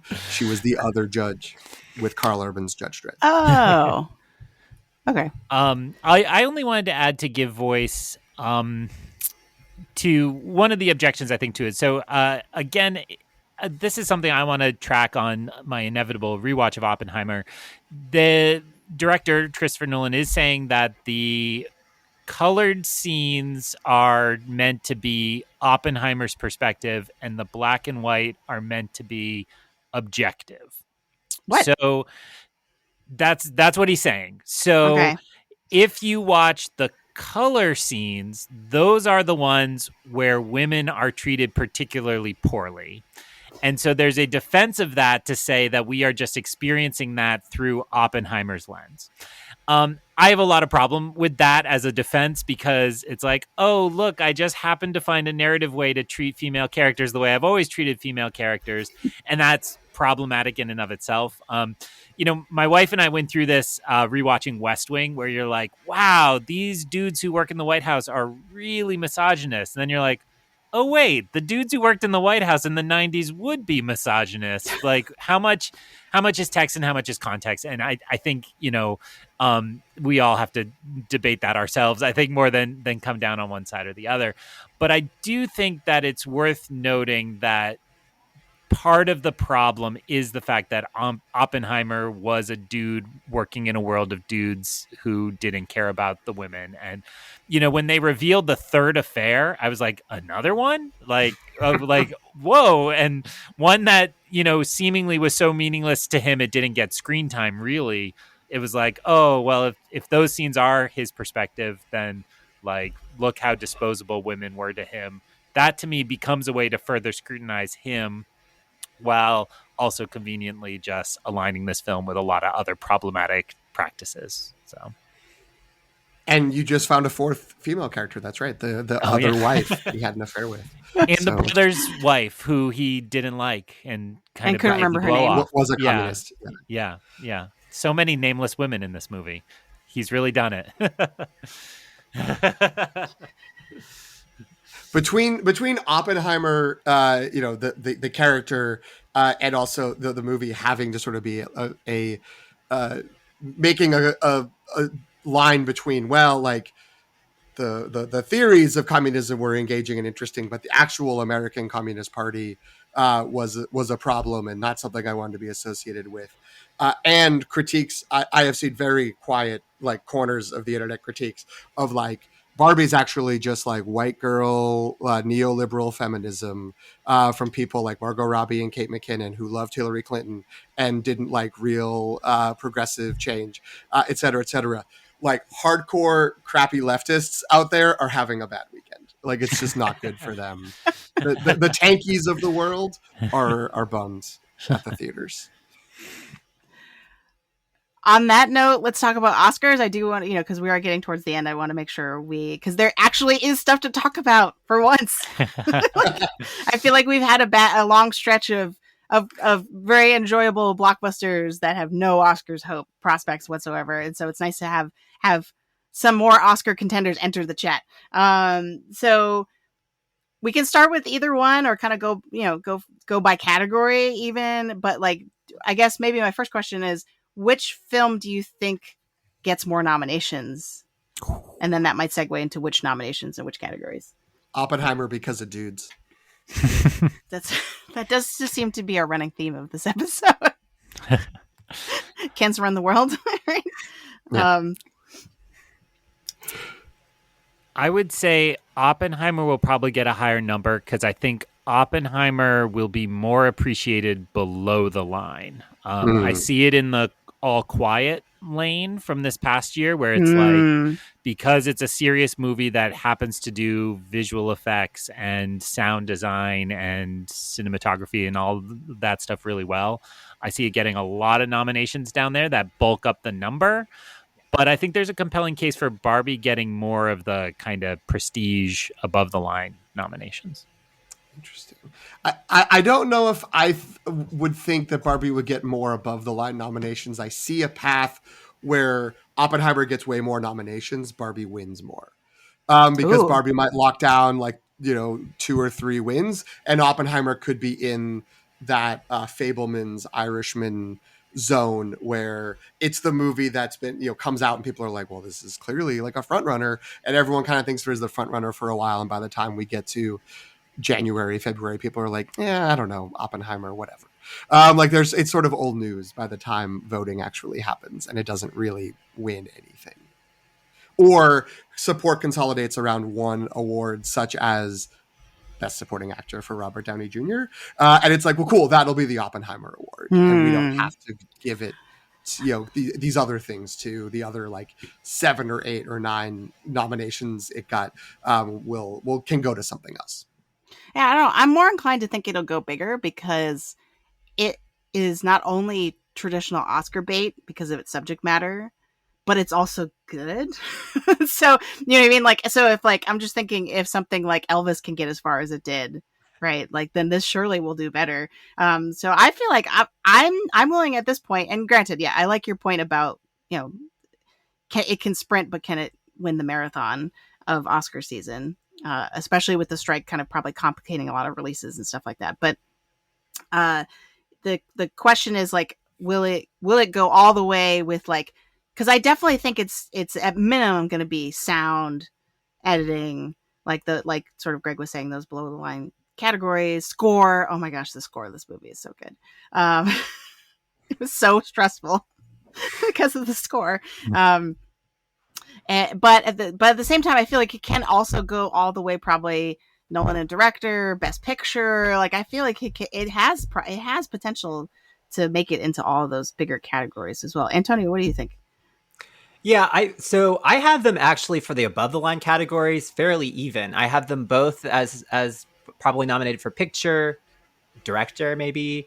Lead actress for Barbie, lead actor for Oppenheimer. I have supporting actor potentially for both too, Downey Jr. and Gosling maybe, and then and I have supporting actress too potentially, and screenplay. Supporting actress though, I had Blunt maybe for Oppenheimer, and Ferrera is who I had for supporting actress. Now, that might be a hope, but what I thought was sort of remarkable about the movie, and part of what I love about sort of the nature of Greta Gerwig's filmmaking is that, America Ferrera, not only does she have that monologue, but she really drives a lot of the ending of that movie. And I remember that at a certain point, someone said something like, what about Barbie? And then they pan to Barbie, and I'd forgotten that we hadn't seen Barbie in a while. Right. And, but what was wonderful, I've been kind of a lukewarm Margot Robbie fan, but this movie really made me a huge fan of hers because of what she does with this character, and what she does with certain moments in this movie where she made me feel for this doll, right? So So anyway, I thought that I hope that there's room for America, for an actress that I really have always like admired and really loved. She's always a welcome presence in a movie, and here she was. I felt really essential to the success of this film. I just want to echo both of those points, both America Ferrera as like, you know, the heart, the sort of core of the movie. And also that I think it's really easy to overlook how good Margot Robbie is in this, because it's almost effortless the way that she's embodying the sort of physicality of the doll, interacting with the world around her, showing so much of her growth and change in you know, facial expressions and movement.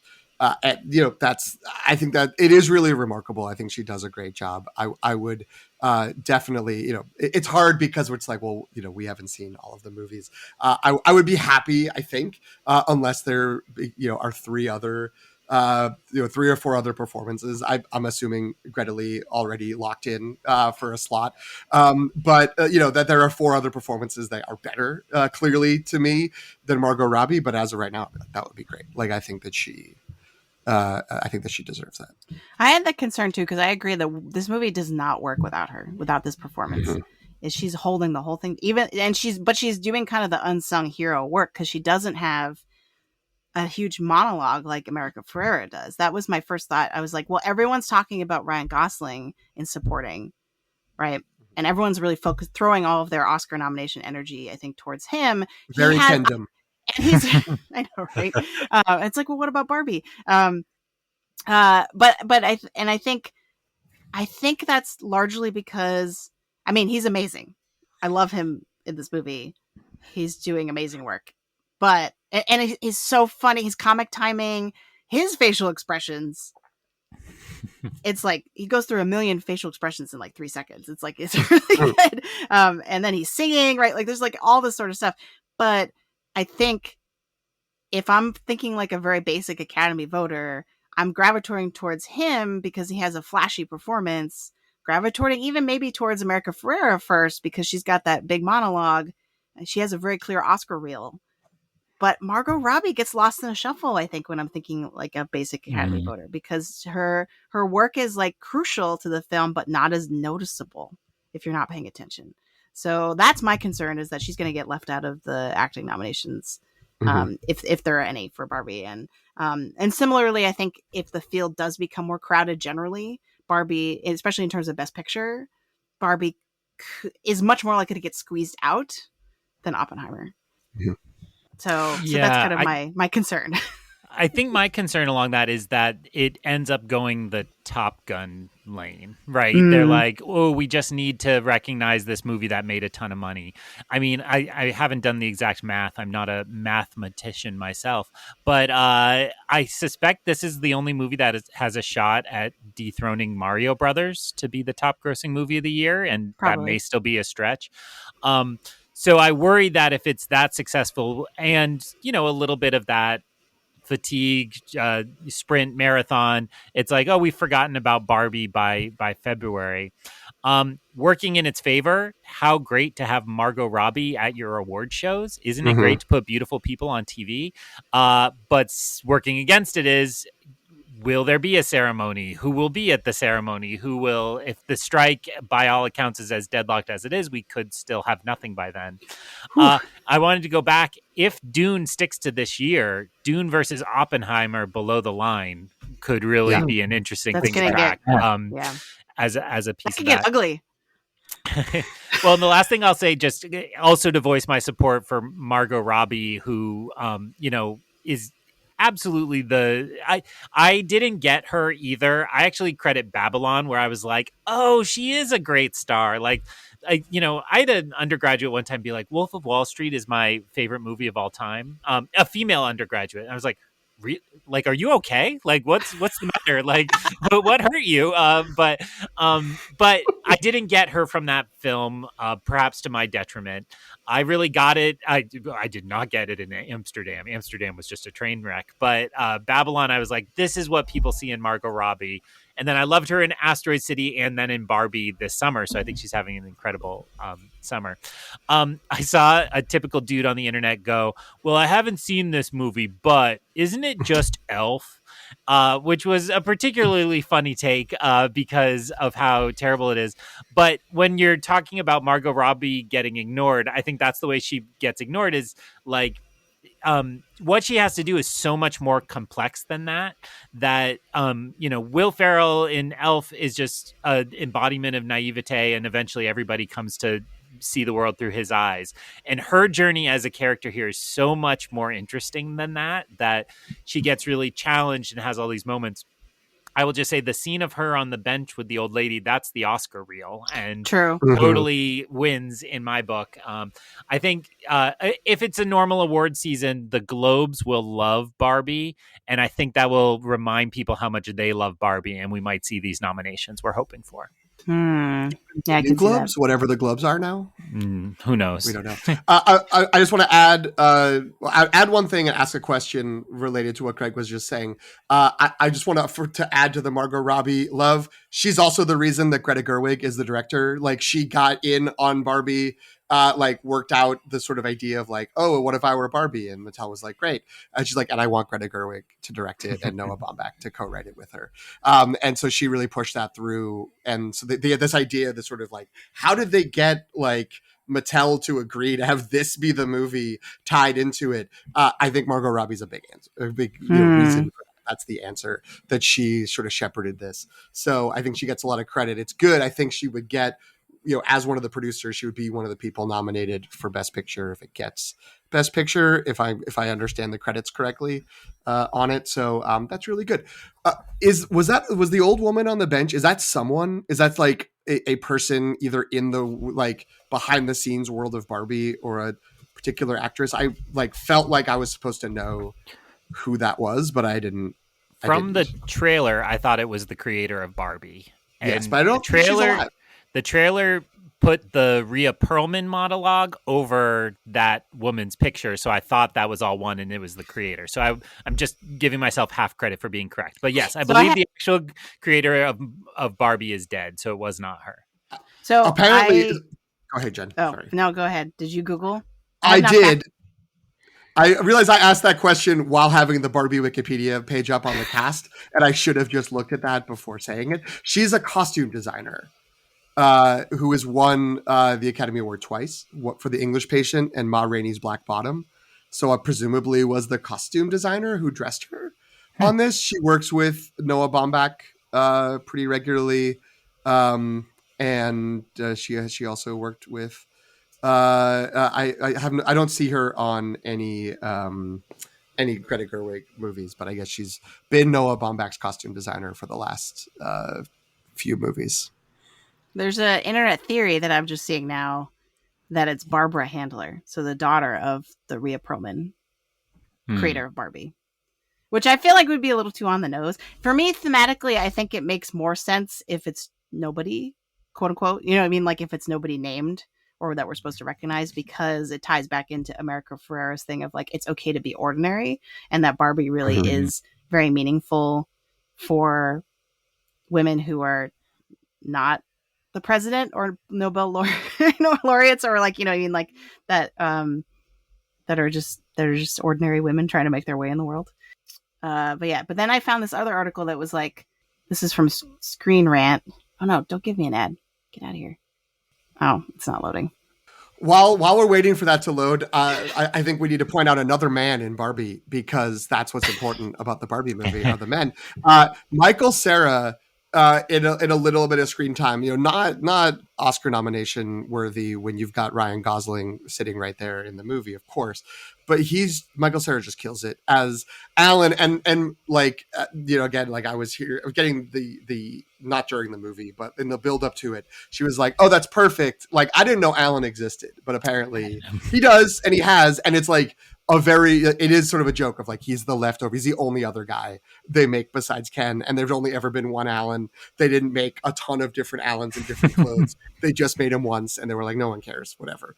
So him being the sort of like guy who's just sort of there and doesn't fit in. And then when it becomes the patriarchy, in Kendom, he's just like, I just need to leave. I need to be out of here.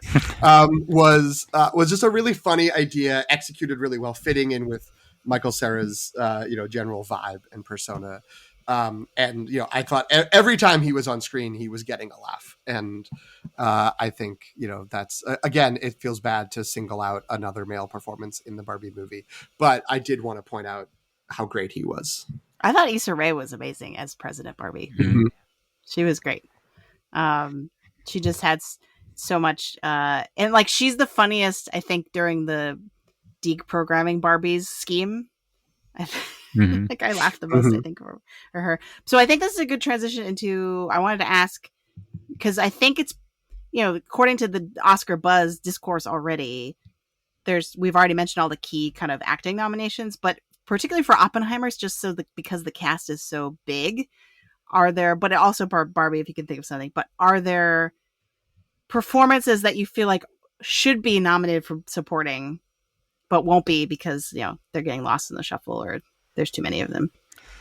I mean, personally, I feel like you could fill out a full roster of Best Supporting Actor from Oppenheimer. I mean, Robert Downey Jr., I think, is the one that the support will coalesce behind. He has the sort of career narrative.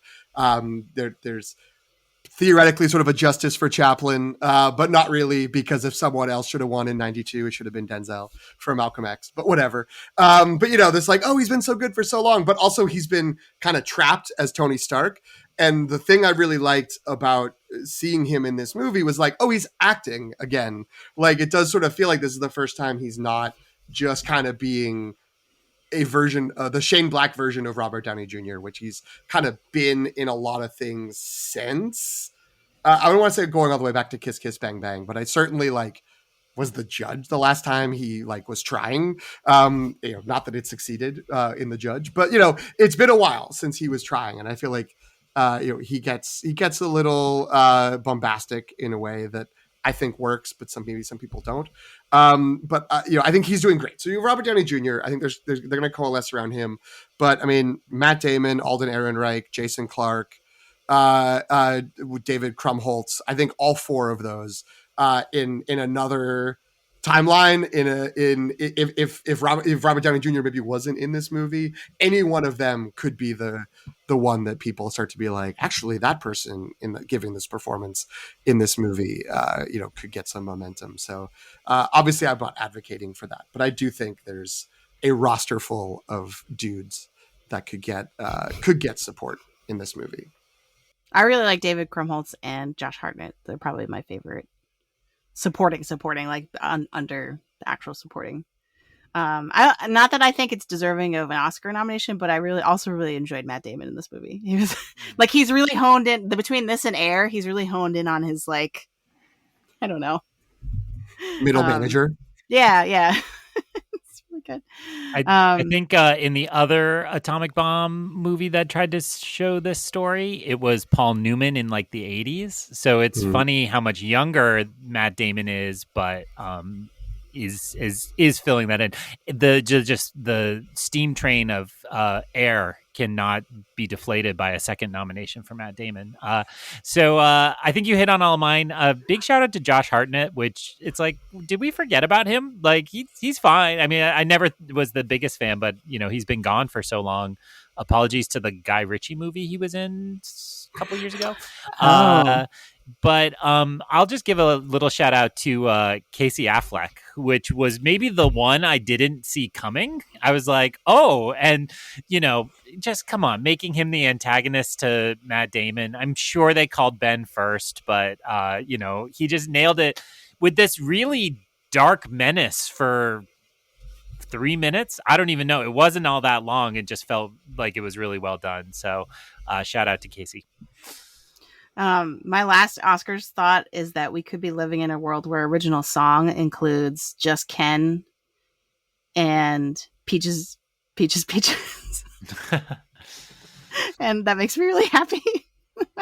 Yeah, if there is an award ceremony, if they have the option to have both Ryan Gosling and Jack Black performing from preferably together, the two highest grossing movies of the year, presumably, and then they don't do it, that would be a fumble for if there can't be more than 3 Diane Warren songs that they nominate this year.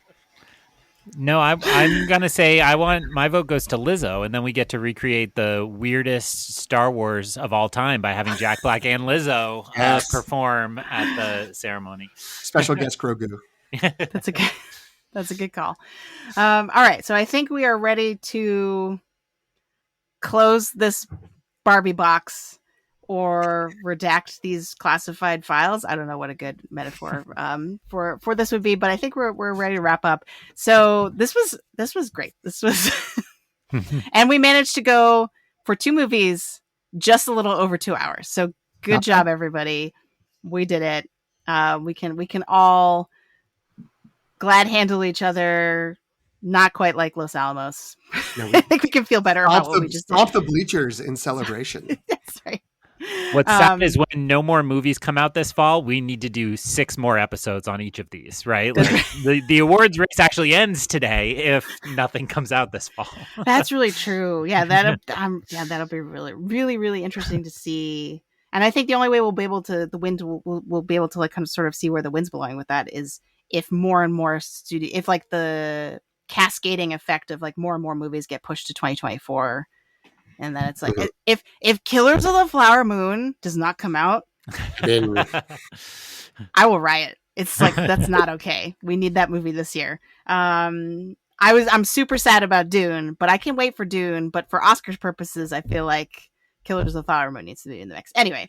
It's while everyone's alive. While everyone involved is still here to exist. Let Marty talk about it. Yeah. All right. So thanks all of you. Let's start with PT. If folks want to keep up with the show, They can follow, which won't be promoting Struck work on our social media page, but we'll be promoting our own work. Yes, a very interesting needle to thread. But you can follow us at the Long Take Review on Instagram. And also on Threads, even though I haven't logged into that account on Threads for probably a week. But yeah, the Long Take Review, all is one word. Follow us on Instagram. We would love that. And Greg, what's your podcasting roster looking like these days? It's all up in the air because of strike and solidarity. But I will say my podcast that I co-host, that is a Wheel of Time read-along podcast, is called Through the Glass Columns. And starting on Friday, August 4th, I think is what the Friday is, whatever the Friday is around there, we start our recap of the first season of the television program. Not to promote the arrival of season 2, but to celebrate the work of actors and writers, including Celine Song, who were a major part of the first season of that show. So if you're not a reader, not interested in it being a reader, but would like to dive in on content that's not too dissimilar from this, you can check out those episodes. It's 4 episodes every Friday in August that do 2 episodes of the television show each. Or where can people find you on the internet more generally? Nowhere. No, I am on Threads and Instagram at IonCanon, EYEONCANON. And Antonio, I know you're notoriously not on social media. Good for you. But if folks were to have a question for you about your Barbenheimer takes, where could they find you potentially? I mean, they could find my LinkedIn profile. I have nothing. So yeah, just here. I'm only here. I only exist for you, Jen. DM the podcast and we'll pass it along. Write it on a slip of paper, fold it up, light it on fire, and throw the ashes to the wind, and maybe Antonio will hear. Nice. That sounds something best done in New Mexico. Yeah. In the desert. All right. And anything else you want to promote? No. Last time I promoted a student thing. I will say I was just on vacation. I took the occasion to watch The Bear season 2, which was incredible. So that I highly recommend. Yeah. It is. Maybe we need to do a bear pod, even though that's TV. Yeah. I'm itching to talk about that show with other people. All right. And you can find me at Sopchockchai, SOPCHOCKCHAI on Instagram and Threads. And you can find me on Letterboxd at Qui-Gon Jen, which is very active lately, thanks to Barbenheimer. So, all right, that's a wrap. Thanks, everybody.